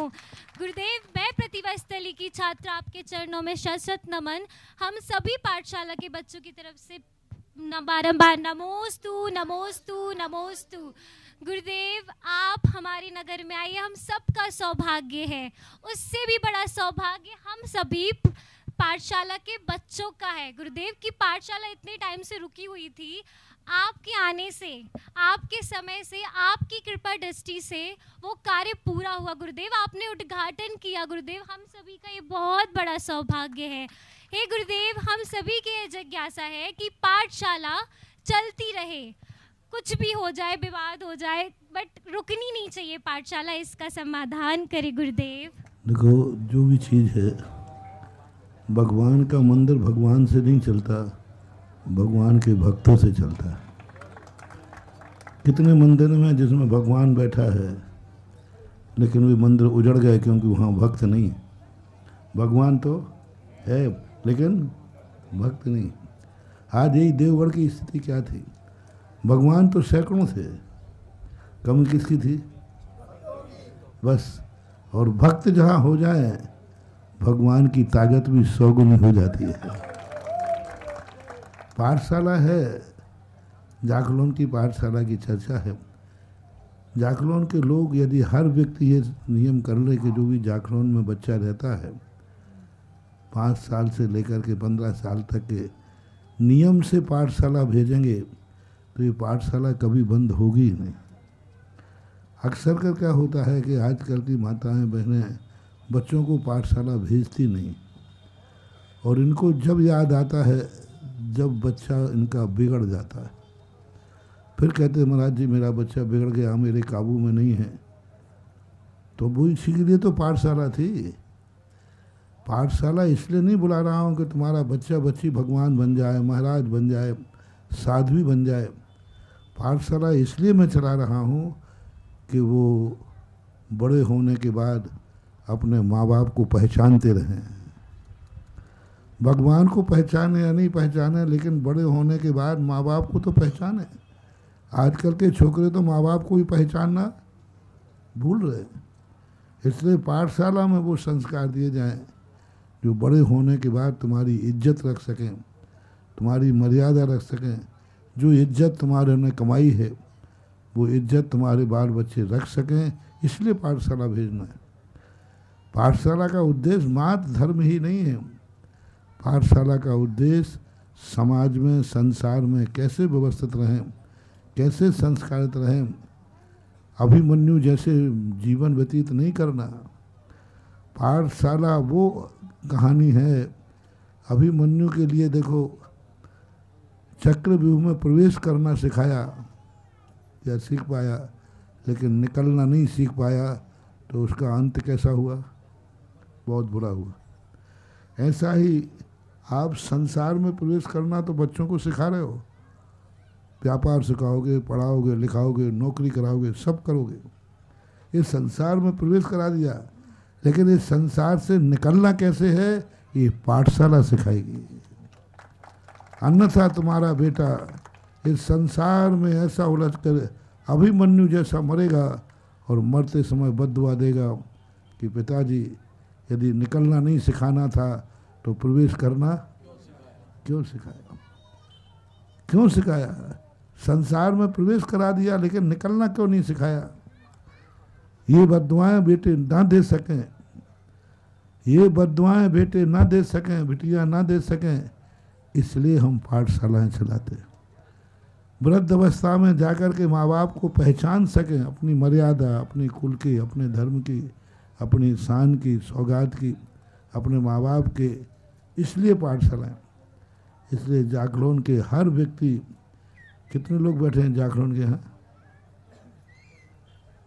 तो आज सब लोग एक नियम ले लें कि जो बच्चा हमारे जाखलोन में बाहर है वो बात अलग है, जाखलोन में रहता है तो हम प्रतिदिन 8-9 घंटे के लिए पाठ, ज़्यादा नहीं 1 घंटे काफ़ी है, 1 घंटे के लिए पाठशाला भेजेंगे। अब हाथ उठाएं। यहाँ है तो, बाहर है तो कोई बात नहीं, परीक्षा है वो कोई बात नहीं, लेकिन यहाँ है तो पाठशाला भेजना है। यदि तुम पाठशाला भेजते रहे तो मैं दुनिया में कहीं भी रहूँगा, इस पाठशाला को आशीर्वाद है कभी बंद नहीं होगी।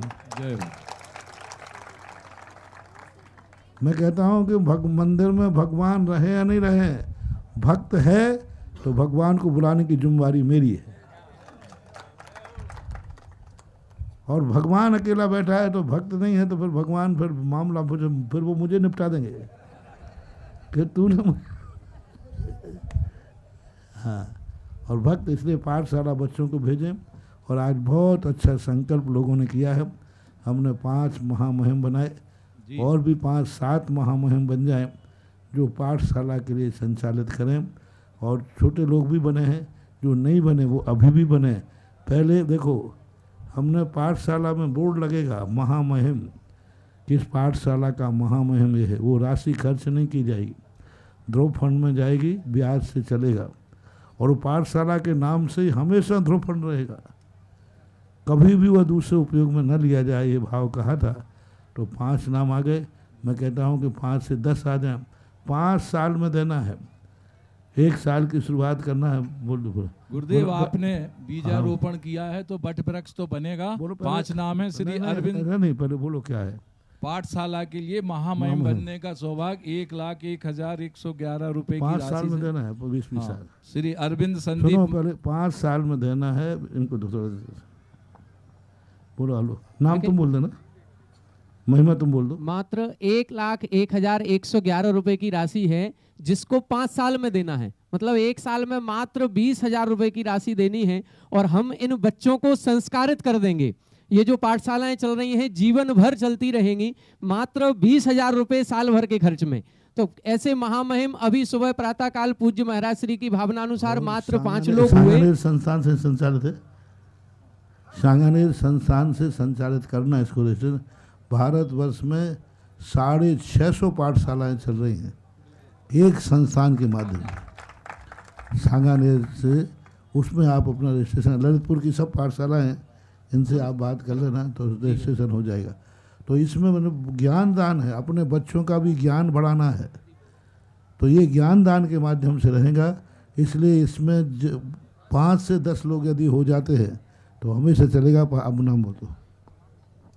श्री अरविंद कुमार, संदीप कुमार, मनीष कुमार, इनकी पहली किस्त भी आ गई है। श्री सुरेश, अंकित, अतुल, सिंघई जी, श्री शिखरचंद, अंकित जी, मोदी जी परिवार, श्री दीपक, पंकज, ब्याह परिवार, श्री जैन गिफ्ट परिवार और 5100 रुपये वार्षिक हमेशा आजीवन संरक्षक सदस्य जो बने हैं। बड़े लोग नहीं बन पाते हैं, इतनी राशि नहीं दे पाते हैं, वे कम से कम साल भर में एक बार, बार बार नहीं देना, साल भर में एक बार 5100 रुपया कोई ज़्यादा नहीं होता है जी।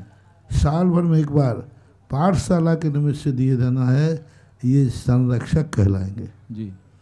श्री प्रकाश चंद, अभिषेक सिंघई जी, श्रीमती सरिता, सुनील कुमार, श्री अशोक कुमार, निखिल जैन, श्री संतोष, राजीव, संजय जी, रजत जी, सुनील जी ब्याह, सुधीर मोदी। और हम पाठशाला चलाने के लिए जो नित्य प्रति सदस्य के रूप में श्री प्रमोद जी सिंघई, श्री प्रमोद शशांक जी मोदी, हिमांशु मोदी, सुरेश मोदी, केतन मोदी, विमल मोदी। और ये तो पूरे जागरण के जितने जैनी हैं, कम से कम 1100 रुपया हर साल का, जब तक पाठशाला चलेगी प्रत्येक श्रावक को देना ही है जी महाराज। यदि छोटे बच्चे भी अपने जेब खर्च दे देते हैं तो भी दे सकते हैं, ये ऐच्छिक रूप से है। सर, इसी जाकलोन में महाराज सुनील जी सिंघई परिवार के बालक शुभम को आपने आशीर्वाद दिया था, पायलट के बनने की परीक्षा देने जा रहे थे, आज वो पायलट बन करके यहाँ आ गए हैं, आपका आशीर्वाद चाहते हैं। और हाँ जी, मैंने कहा भाई तू जमीन पे चलेगा कि आकार, बोले आकार में उड़ना है। आज ये बहुत बड़ी सफलता प्राप्त करके आए बेटा, आशीर्वाद हो रहा है। महाराज जी जय देवगढ़ है, जागलोन का नाम अब जमीन पे नहीं आकाश वही पहुंच गया। महाराज जी जय देवगढ़ वही है जहां गुरु जी ने जलद जहाज की शुरुआत की थी। हमें पता नहीं आप हवाई जहाज की करेंगे कि नहीं।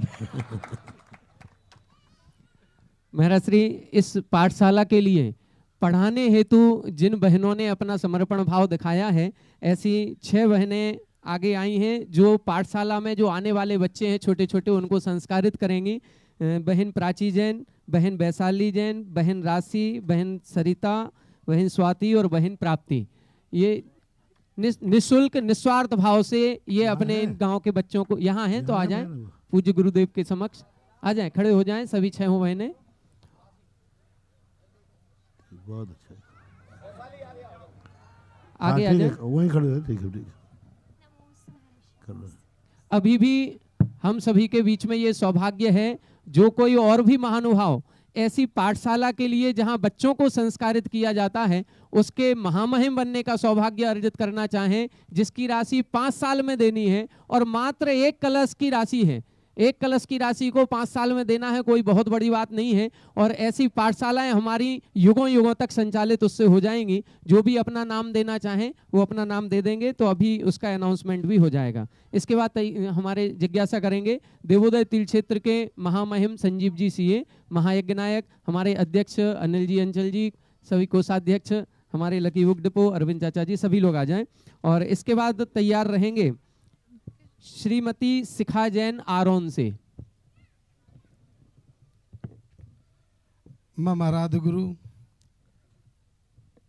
श्री देवोदय तीर्थ क्षेत्र उद्धारक परम पूज्य निर्यापक श्रमण मुनिपुंगव श्री सुधा सागर जी महाराज के चरणों में श्री देवोदय तीर्थ क्षेत्र कमेटी की बारंबार नमोस्तु नमोस्तु नमोस्तु, मुनिश्री के चरणों में नमोस्तु नमोस्तु, और एलक जी और छुल्लक जी के चरणों में इच्छामी इच्छामी इच्छामी। पूज्य गुरुवर, मैं तो आपका श्रावक संस्कार शिविर का शिविरार्थी प्रथम बार किशनगढ़ में बना। वहाँ से जो संस्कार आपके बीजारोपित हुए और फिर द्वारा मुझे जयपुर में जब आपने सांगानेर संस्थान की घोषणा की 96 में, उस शिविर का भी मैं आपका शिविरार्थी रहा। लेकिन पढ़ाई और अपने सांसारिक कामों में बहुत ज़्यादा उलझन हुई और लगभग 2012 तक मुझे आपका सानिध्य बहुत दूर से ही मिला। लेकिन 2012 के चातुर्मास में पुनः आपके निकट आने का सौभाग्य मुझे मिला, मेरे परिवार को मिला और बहुत आपका आशीर्वाद मिला। 2022 के चातुर्मास में गुरुवर, मैंने स्वप्न में भी नहीं सोचा था कि जब देवगढ़ कमेटी का पुनर्गठन होने जा रहा था, सभी लोग देवगढ़ की ओर निहार रहे थे कि 2022 में पूज्य गुरुदेव देवगढ़ को एक ऐसा वरदान देने जाएंगे कि देवगढ़ की ख्याति जो हजारों वर्ष पुरानी ख्याति है वह पुनः एक बार प्राप्त होगी। और गुरुदेव, धनतेरस के दिन 2022 की मैं सुबह क्या पता कैसे मेरे मन में आया कि अगर आज पूज्य गुरुदेव का पड़गान होता है तो मैं विनती करूंगा गुरुदेव से कि मुझे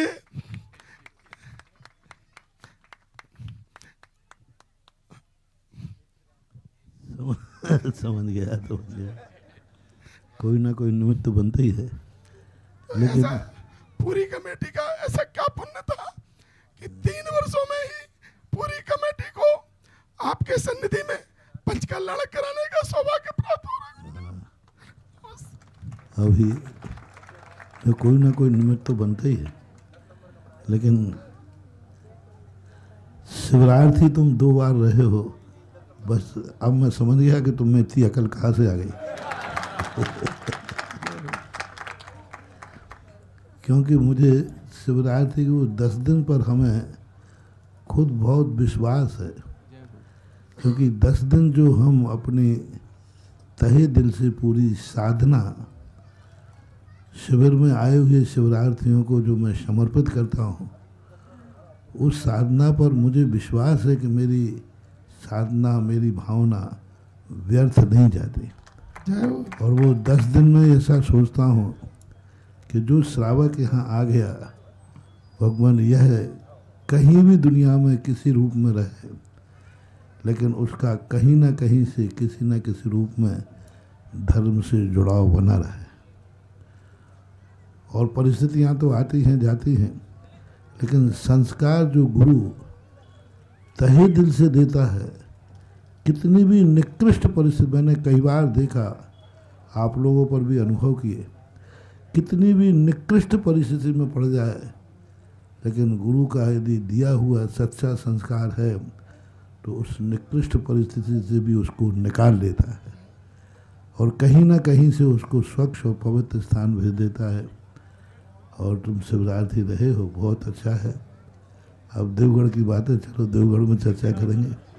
और निमित्त धनतेरस बन गया, अनायास योग का बना और ऐसा निमित्त बना कि अब धन ही धन। तेरह तो हटा दो, अब क्या बच गया? धन बच गया। और धन को यदि सही ढंग से मोड़ दिया जाए तो धन के बाद धन्य तेरस हो जाती है। जय हो, जय हो, जय हो। चाहे व्यक्ति धन से धन्य बन सकता है। हम लोग तो साधना करके धन्य बन रहे हैं, लेकिन श्रावक यदि धन का सदुपयोग, धन यानी जीवन, धन से आगे रुपया ही नहीं है, धन है, जीवन है, अपनी योग्यताएं हैं, उनको यदि सदुपयोग करता है तो धन से भी धन्य बनना कोई बड़ी बात नहीं है। तुम धनतेरस से धन्य बनने की तरफ बढ़े हो, बहुत अच्छा है। कल इसका परिणाम अपन देख रहे हैं। पंचगणक कल प्रातः काल वहाँ सारा पंचगणक का भी आगाज है, मैं तो पहुँच ही रहा हूँ। आदरणीय महानुभाव, कल दिनांक 28 मार्च 2026 को सुबह हम सभी, दिन शनिवार को हम सभी एक साथ इकट्ठे होंगे और सैपुरा ग्राम से पूज्य गुरुदेव का विहार, सत्संग विहार कराते हुए अगवानी करेंगे और साथ में घट यात्रा और ध्वजारोहण का प्रथम दिवस श्री देवोदय स्थित तीर्थ क्षेत्र चक्रवर्ती पंचकल्याणक में पूज्य गुरुदेव के सानिध्य में होना है। बड़ी से बड़ी संख्या में सभी जैन जैनेतर समाज और पूरे ललितपुर और आसपास की समाज, देवगढ़ कमेटी सभी का आह्वान करती है कि अधिक से अधिक संख्या में सभी लोग इकट्ठे हों और महती धर्म प्रभावना के साथ कल देवोदय तीर्थ क्षेत्र के तीर्थ चक्रवर्ती पंचकल्याणक का आगाज पूज्य गुरुदेव के आशीर्वाद, सत्संग आशीर्वाद में करें। जय जिनेन्द्र। पूज्य गुरुदेव, एक छोटी सी जिज्ञासा और है। मेरे मन में हर बार भाव महायज्ञ नायक बनने के क्यों आते हैं? किसी और दूसरी बोली पर बोलने के भाव ही नहीं बनते हैं गुरुदेव। तुम पर्सनालिटी से महायज्ञ नायक ही थी।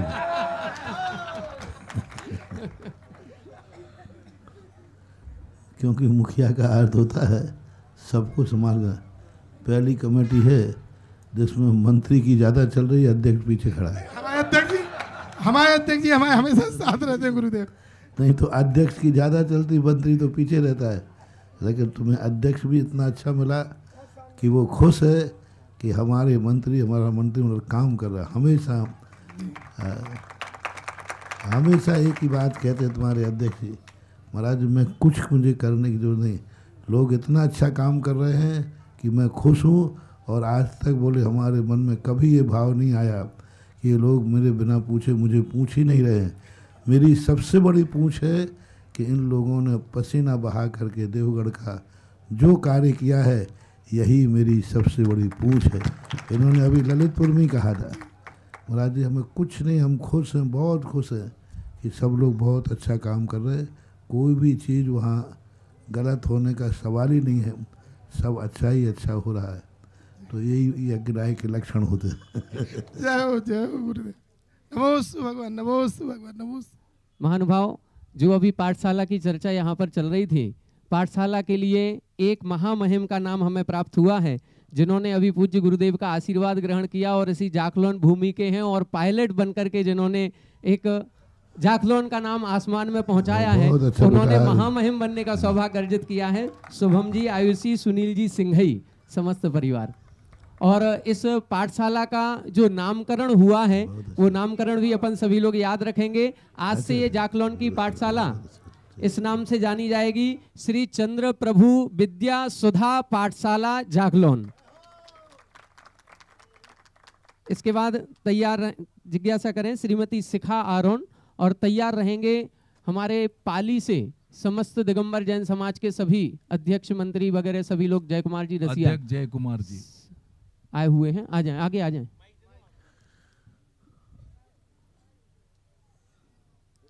और भी कोई महानुभाव इस पाठशाला के हेतु महामहिम बनकर के परम संरक्षक बन करके या संरक्षक बन करके इस पाठशाला में सौभाग्य अर्जित करना चाहें तो अपना नाम अभी दे सकते हैं। नमोस्तु नमोस्तु नमोस्तु गुरुवर, नमोस्तु गुरुवर। महाराज श्री, मेरी इच्छा है, मेरी जिज्ञासा यह है कि मैं जितना धर्म, ध्यान, पूजा, स्वाध्याय सब कुछ करती हूँ, उसके बाद भी मेरी परिवार की समस्याएं बनी रहती हैं, ऐसा क्यों है? देखो, धर्म आज वर्तमान की कमाई है और कर्म हमारा अतीत का किया हुआ है। अब अतीत में जो कर्म कर लेते हैं जैसे कोई अपराध करने के बाद सज़ा मिलती है और जेल में जाकर के वो धर्मात्मा हो जाए, तो वो जेल में जो धर्मात्मा हो रहा है ये वर्तमान का है, लेकिन जो सज़ा मिलती है वो अतीत की मिलती है।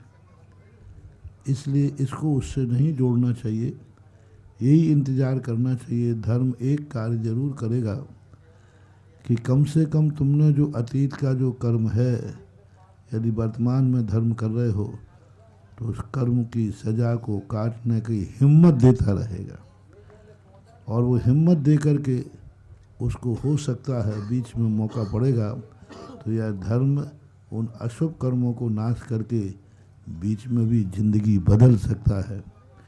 जेल में जाने वाले जेली पूरी सज़ा काटें ये कोई नियम नहीं है, कभी कभी आदर्श जेलियों को बीच में भी रिहा कर दिया जाता है।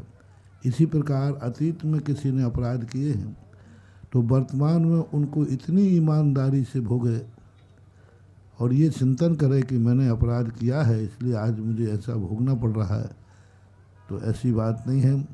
जो वर्षों वर्षों तक सज़ा मिल रहा थी वो महीनों में और क्षण भर में भी नष्ट होकर के व्यक्ति मुक्त हो सकता है। ऐसा जिज्ञासा करेंगे पाली दिगंबर जैन समाज के अध्यक्ष श्रीमान जय कुमार जी रसिया, और अंतिम जिज्ञासा रखेंगे ममता मोहिनी, श्रीमती ममता मोहिनी।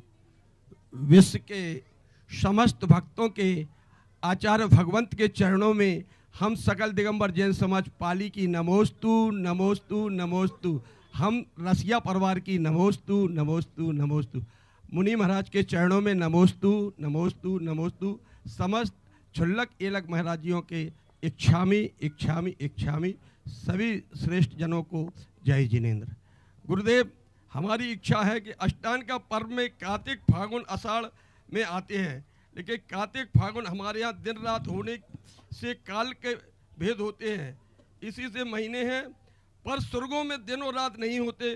गुरुदेव, उनके यहाँ भी क्या यही महीने चलते हैं?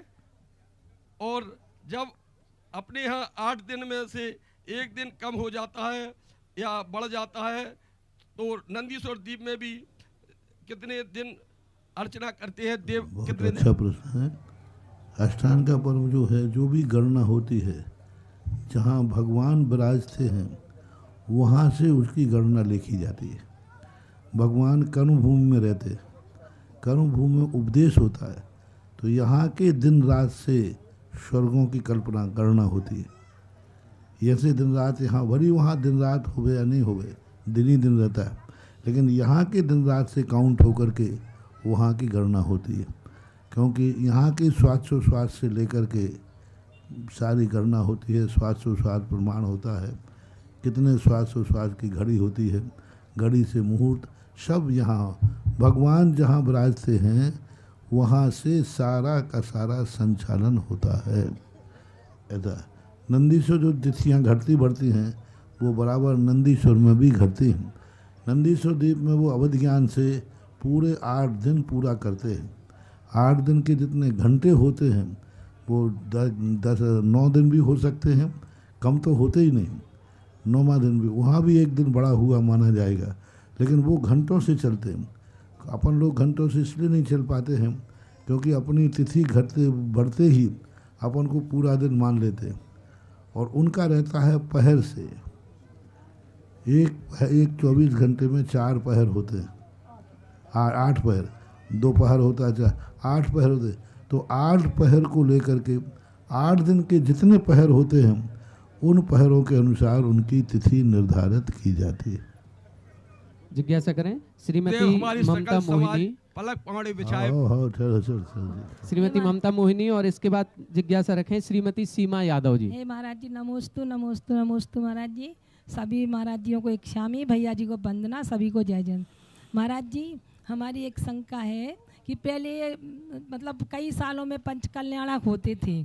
अब महाराज जी आपके सानिध्य में ललितपुर वासियों को 1 नहीं 2 नहीं 3 नहीं सीधे 5-5 पंच कल्याणक मिल रहे हैं, तो ऐसा कौन सा कर्म का उदय है महाराज जी?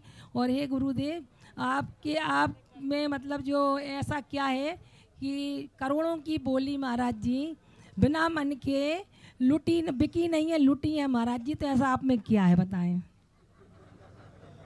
मैं अपनी अंतर की बातें क्यों बताऊं?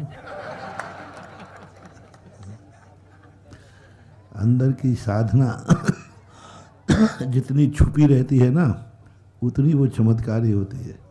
तुम लोगों की तिजोरी जितनी छुपी रहेगी उतनी सुरक्षित रहती है।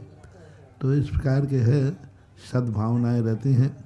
मेरा तो एक ही भाव रहता है कि सदा हर व्यक्ति सुख समृद्ध रहे, हर चेहरे पर सदा मुस्कान रहे, हर आंगन में सदा हरियाली रहे। ये भावनाएं, ये सद्भावना हर व्यक्ति को मैं चाहता हूँ। हर व्यक्ति सद्गुणी हो, हर व्यक्ति सुख समृद्ध हो, संसार के सारे अभाव खत्म हो। इसी पवित्र भावना से प्रवचन दे देता हूँ, इसी पवित्र भावना से आशीर्वाद देता हूँ। वो सब सफल हो जाता है।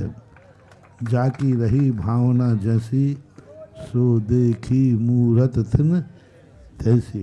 भावना के अनुसार भी सामने वालों पर प्रभाव पड़ता है। पंच कल्याणक बहुत होना ही खुशी की बात है। पहले लोग इतने गरीब थे कि कई वर्षों में एक पंचकर्णा करते थे। आज इतने समृद्ध हैं कि 1 महीने में 3-3 कर रहे हैं। ये समृद्धि की निशानी है, ये वैभव की समृद्धि की निशानी है। और यही जो वृद्धि हो रही है, यही तो इसका सबसे बड़ा लाभ है। नहीं तो एक पंचकर्णा करना बहुत मुश्किल होता था। सैकड़ों गांव मिल करके एक करते थे और कोई एक आध व्यक्ति कर पाता था। आज इस प्रकार के होना ये धर्म की करने की प्रभाव है, धर्म से लगन का प्रभाव है कि आज लोगों को धर्म कर रहे हैं तो समृद्धि बढ़ रही है, और समृद्धि बढ़ेगी तो धर्म बढ़ेगा। ये परस्पर में पूरक होता है। हमारे भक्तों का धन रावण जैसा नहीं है। रावण का धन तो था, लेकिन वह धन किसका कारण बन गया? दुर्गति का कारण बना। हमारा धर्म बड़े बड़े भरत चक्रवर्ती जैसा है कि वर्तमान में सुखी है और भविष्य भी सुखी रहेगा। इसके बाद जिज्ञासा करेंगी श्रीमती सीमा यादव जी। महाराज श्री की साधना का चमत्कार आज भी हमें इस जाखलौन छोटे से ग्राम में देखने को मिला। पूज्य महाराज श्री जब मंदिर अंदर दर्शन करने गए तो आज उनके मन में एक भाव आया कि क्यों ना ये मंदिर जो अंदर गलियों में है, ये मंदिर मेन रोड पर आना चाहिए। और जैसे ही उन्होंने ये भाव किया, तुरंत ही भक्त के मन में भी अंदर वो संप्रेषण हो गया। और श्रीमान जगदीश प्रसाद जी जो कि देवोदय तीर्थ क्षेत्र के लिए, जैन समाज के लिए हमेशा से समर्पित रहे हैं, और केवल यही नहीं, इनके बड़े भाई श्रीमान मुरारी जी भी, छोटे भाई, इनके छोटे भाई मुरारी जी भी देवोदय तीर्थ क्षेत्र के कई वर्षों तक उन्होंने सेवा की है, मंत्री पद पर रहे, महामंत्री पद पर रहे हैं। ऐसे इन्होंने तुरंत ही खड़े होकर के जो मेन रोड पर इनकी 1 एकड़ की जमीन है, तुरंत ही उसको मंदिर के लिए समर्पित किया कि इस जमीन पर मंदिर आगे मेन रोड पर आएगा और यहाँ पर हम लोग सभी लोग मिलकर के मंदिर बनाएंगे। कि एक तो इन्होंने बोली है महाराज जी जितनी मांगेंगे वो भी देंगे, वो भी देंगे। क्या बात है, जय हो। आएंगे पूज्य गुरुदेव के चरणों में नमोस्तु अर्पित करके आप आशीर्वाद ग्रहण करें और अपने भाव, अपनी जिज्ञासा के स्वरूप में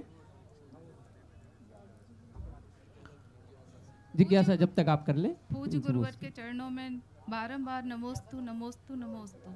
मेरी जिज्ञासा यह है कि आज के बच्चों के लिए ना तो धैर्य है, ना उनके समझ में ज्ञान आता है, और वो बात भी नहीं मानते हैं।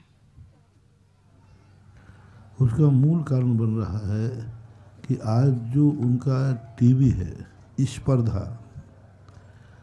पहले व्यक्ति अपने लोगों के बीच में रहते थे, अपने रिश्तेदारों के बीच में रहते थे, एक अपना एरिया था। मान लीजिए बुंदेलखंड है तो उसका संबंध बुंदेलखंड से होता था। ललितपुर ज़िला है तो ललितपुर से रहता था। सहपुरा गांव है तो गांव से रहता था। तो वो सारे संस्कार उसके अंदर भरे रहते थे। आज व्यक्ति के हाथ में दुनिया है, आज मोबाइल है, टीवी है, वो सारी दुनिया को देख रहा है। उसको भी देख रहा है जो हमारी कुल परंपरा से विपरीत है, उसको भी देख रहा है जो हमारे भारत देश के लिए विपरीत है। और बच्चा नहीं जानता कि देश कौन है और विदेश कौन है, वो तो आकर्षित होना जानता है कि ये वस्तु अच्छी है। अब वो ये नहीं जान रहा है कि ये वस्तु हमारे देश के लिए नुकसानदायक है। तो आज जो विश्वीकरण की जो नीति है, जो आज टीवी और मोबाइल आदि के माध्यम से उसको दिखा जा रहा है, वो सब कुछ मर्यादाएं तोड़ रहा है। वो स्वयंभू बन रहा है। वो इतना बड़ा स्वयंभू बन जाता है कि मुझे किसी से कोई मतलब नहीं है। बहुत अच्छा प्रश्न है। एक बार एक स्थान पर मैं शाम को बैठा हुआ था।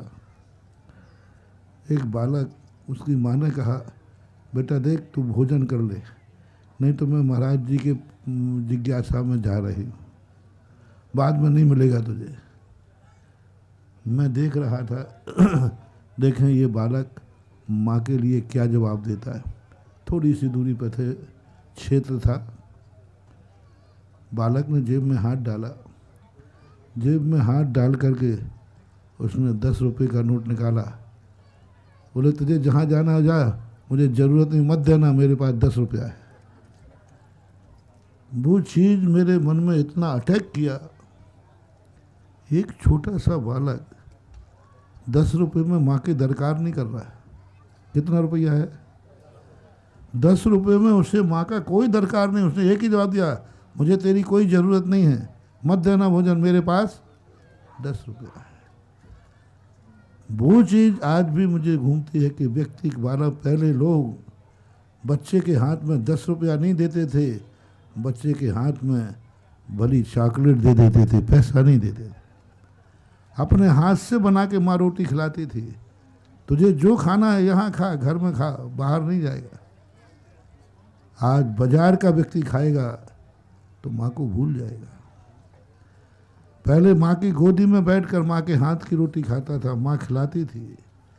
आज माँ खिलाना पसंद नहीं करती है, पैसा देती है जाके बाजार में खा लेना।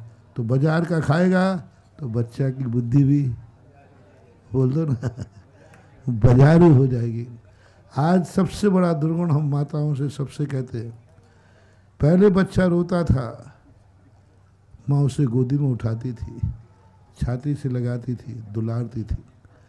बच्चा सोचता था कि मेरे लिए कष्ट हुआ तो मेरा कष्ट माँ की गोदी में है। आज बच्चा रोता है तो माँ मोबाइल पकड़ा देती है, मोबाइल। अब बच्चा सोचता, अटैक करता बच्चे पे कि मेरा दुख किसने दूर किया?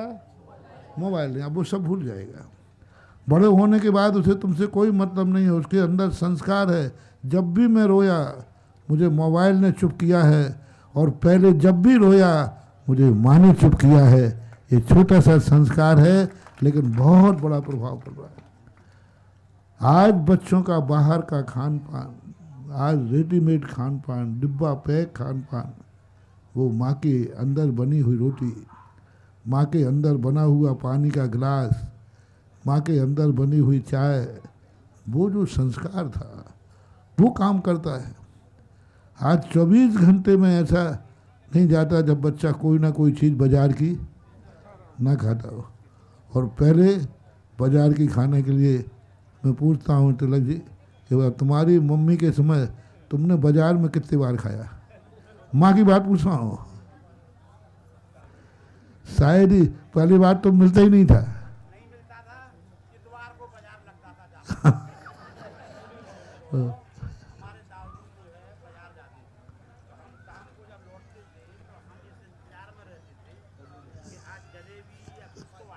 आएंगे। वो एक मजा था, आनंद था। हफ्ते में एक बार, हफ्ते में एक बार। लेकिन वो लाते थे, तुम नहीं जाते थे। अंतर कितना आ गया? वही मैंने कहा, चॉकलेट देती थी माँ, पैसा नहीं देती थी, चॉकलेट स्वयं लाके देती थी। जलेबी पिता स्वयं ला करके देगा, बेटे को नहीं भेजेगा जा बाजार में खा लेना। तो ये जो संस्कार आज अपने भारत देश में बड़ा चिंता का विषय है, चिंतनीय है कि हमारा भविष्य, हमारी भारतीय संस्कृति की रक्षा कहाँ तक कर पाएगा, ये विचारणीय है। फिर भी ऐसे आप लोग प्रश्न करते हो, हम जवाब देते हैं, कुछ ना कुछ प्रभाव। बुझते हुए दीपक को हाथ लगाने का प्रयास कर रहे हैं, शायद बच जाए यही। अगर हो जन्म दोबारा मानुष जन्म मिले, फिर से यही जिनालय गुरुवर शरण मिले, गुरुवर शरण मिले। नमोस्तु गुरुवर, नमोस्तु। गुरुदेव नमोस्तु, नमोस्तु, नमोस्तु। समस्त संघ को नमोस्तु, नमोस्तु, नमोस्तु। गुरुदेव, मैंने एक दिन फेसबुक पर पढ़ा कि आपने प्रवचनों में कहा कि मनुष्य धनी आदमी को देखकर धनवान बनना चाहता है, लेकिन भगवान को देखकर भगवान क्यों नहीं बनना चाहता। तो इसका निराकरण आप ही करें, बताएं कि भगवान कैसे बनेगा।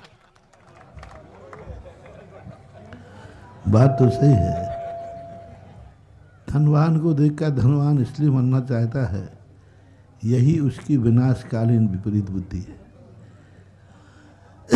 धन को धनवान देख करके धनवान बनने का भाव आ रहा है, इसका अर्थ है वो अपनी इच्छाओं की पूर्ति करना चाहता है, वो अपने तरीके से जिंदगी जीना चाहता है, वो अपने ऐशो आराम और अय्यासी करना चाह रहा है। और जो भगवान बनना चाहता है वो अपनी इच्छा के अनुसार नहीं जीता है, उसके मन में भाव आता है मैं भगवान की इच्छा के अनुसार जिंदगी व्यतीत करूं। यही तो अंतर था। दुर्योधन ने माता पिता से अपनी इच्छाएं पूरी कराई और श्री राम ने माता पिता की इच्छा पूरी की, बस इतना ही अंतर है। उन्होंने, दुर्योधन कहता था माँ बाप मेरे लिए हैं, मेरी इच्छा पूरी करें। जो आज का युग है, जैसे अभी प्रश्न आया था, हर व्यक्ति दुर्योधन बन रहा है, माँ बाप को यूज कर रहा है। वो कहता मेरे लिए हैं, आपके पास जो कुछ है मुझे देते जाओ, पैसा है देते जाओ, जो है सब मुझे देते जाओ। धनवान को देख के यही आता है। दुर्योधन यही कहता था, पिताजी आपके पास जो है सब मेरे लिए है और मेरी इच्छाएं पूरी करो। और रामचंद्र जी कहते थे, पिताजी जो कुछ है सब आपके लिए है, मैं आपकी इच्छा पूर्ति के लिए राज्य छोड़कर वनवास भी जा सकता हूँ। तो भगवान बनने का भाव उसी में आता है जो शुरू से ये कहता है माँ बाप मेरे लिए नहीं, मैं माँ बाप के लिए हूँ। भगवान मेरे लिए नहीं, मैं भगवान के लिए हूँ। उसी का नाम है बजरंग बली। हनुमान जी ने कभी नहीं कहा रामचंद्र जी मेरे लिए हैं, सदा क्या कहते थे मैं।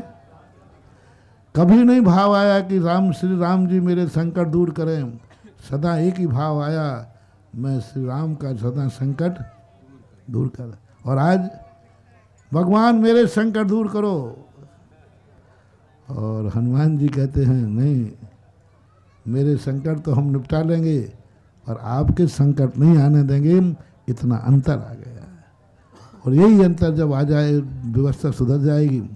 जिसके मन में ये भाव आया कि मेरा मन है कि मैं भगवान की इच्छा पूरी करूं, उसी दिन वो भगवान बनने की इच्छा कर लेगा।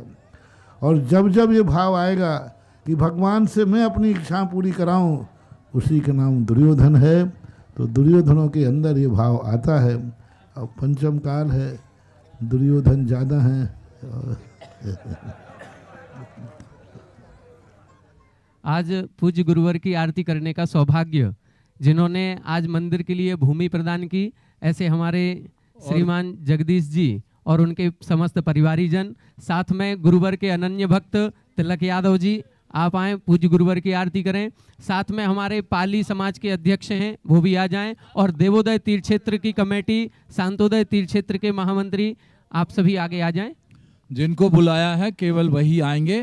तिलक यादव जी का पूरा परिवार, जो भी परिवार के सदस्यगण हैं, और वो आगे आ जाएं। हेलो, और आज नवदा भक्ति पूर्वक पड़गाहन और आहार दान का सौभाग्य भी हमारे आदरणीय जगदीश जी, मुरारी लाल जी परिवार को मिला है। उनकी पुण्य की अनुमोदना।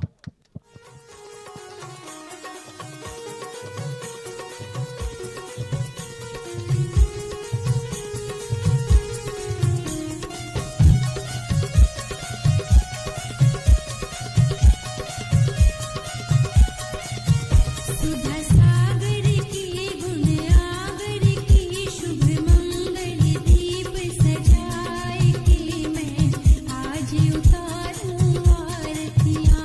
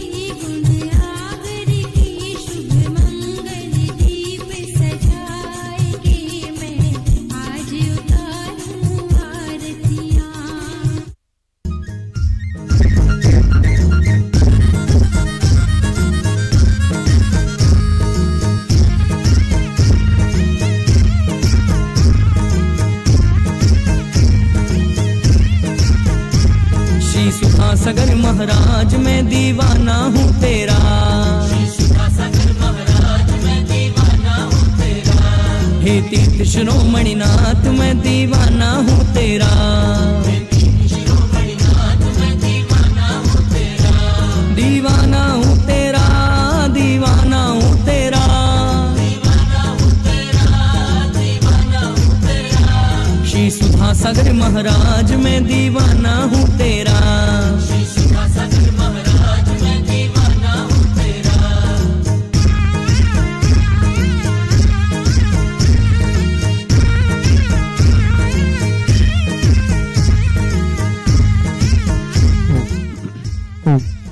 नमोस्तु महाराज श्री, नमोस्तु महाराज श्री, नमोस्तु महाराज श्री, नमोस्तु नमोस्तु नमोस्तु नमोस्तु महाराज श्री, नमोस्तु महाराज श्री, नमोस्तु। इक्षामी महाराज श्री, इक्षामी इक्षामी इक्षामी। सभी महानुभावों से निवेदन है, कल प्रातः ठीक 7 बजे पूज्य गुरुदेव का मंगलमय आगमन देवोदय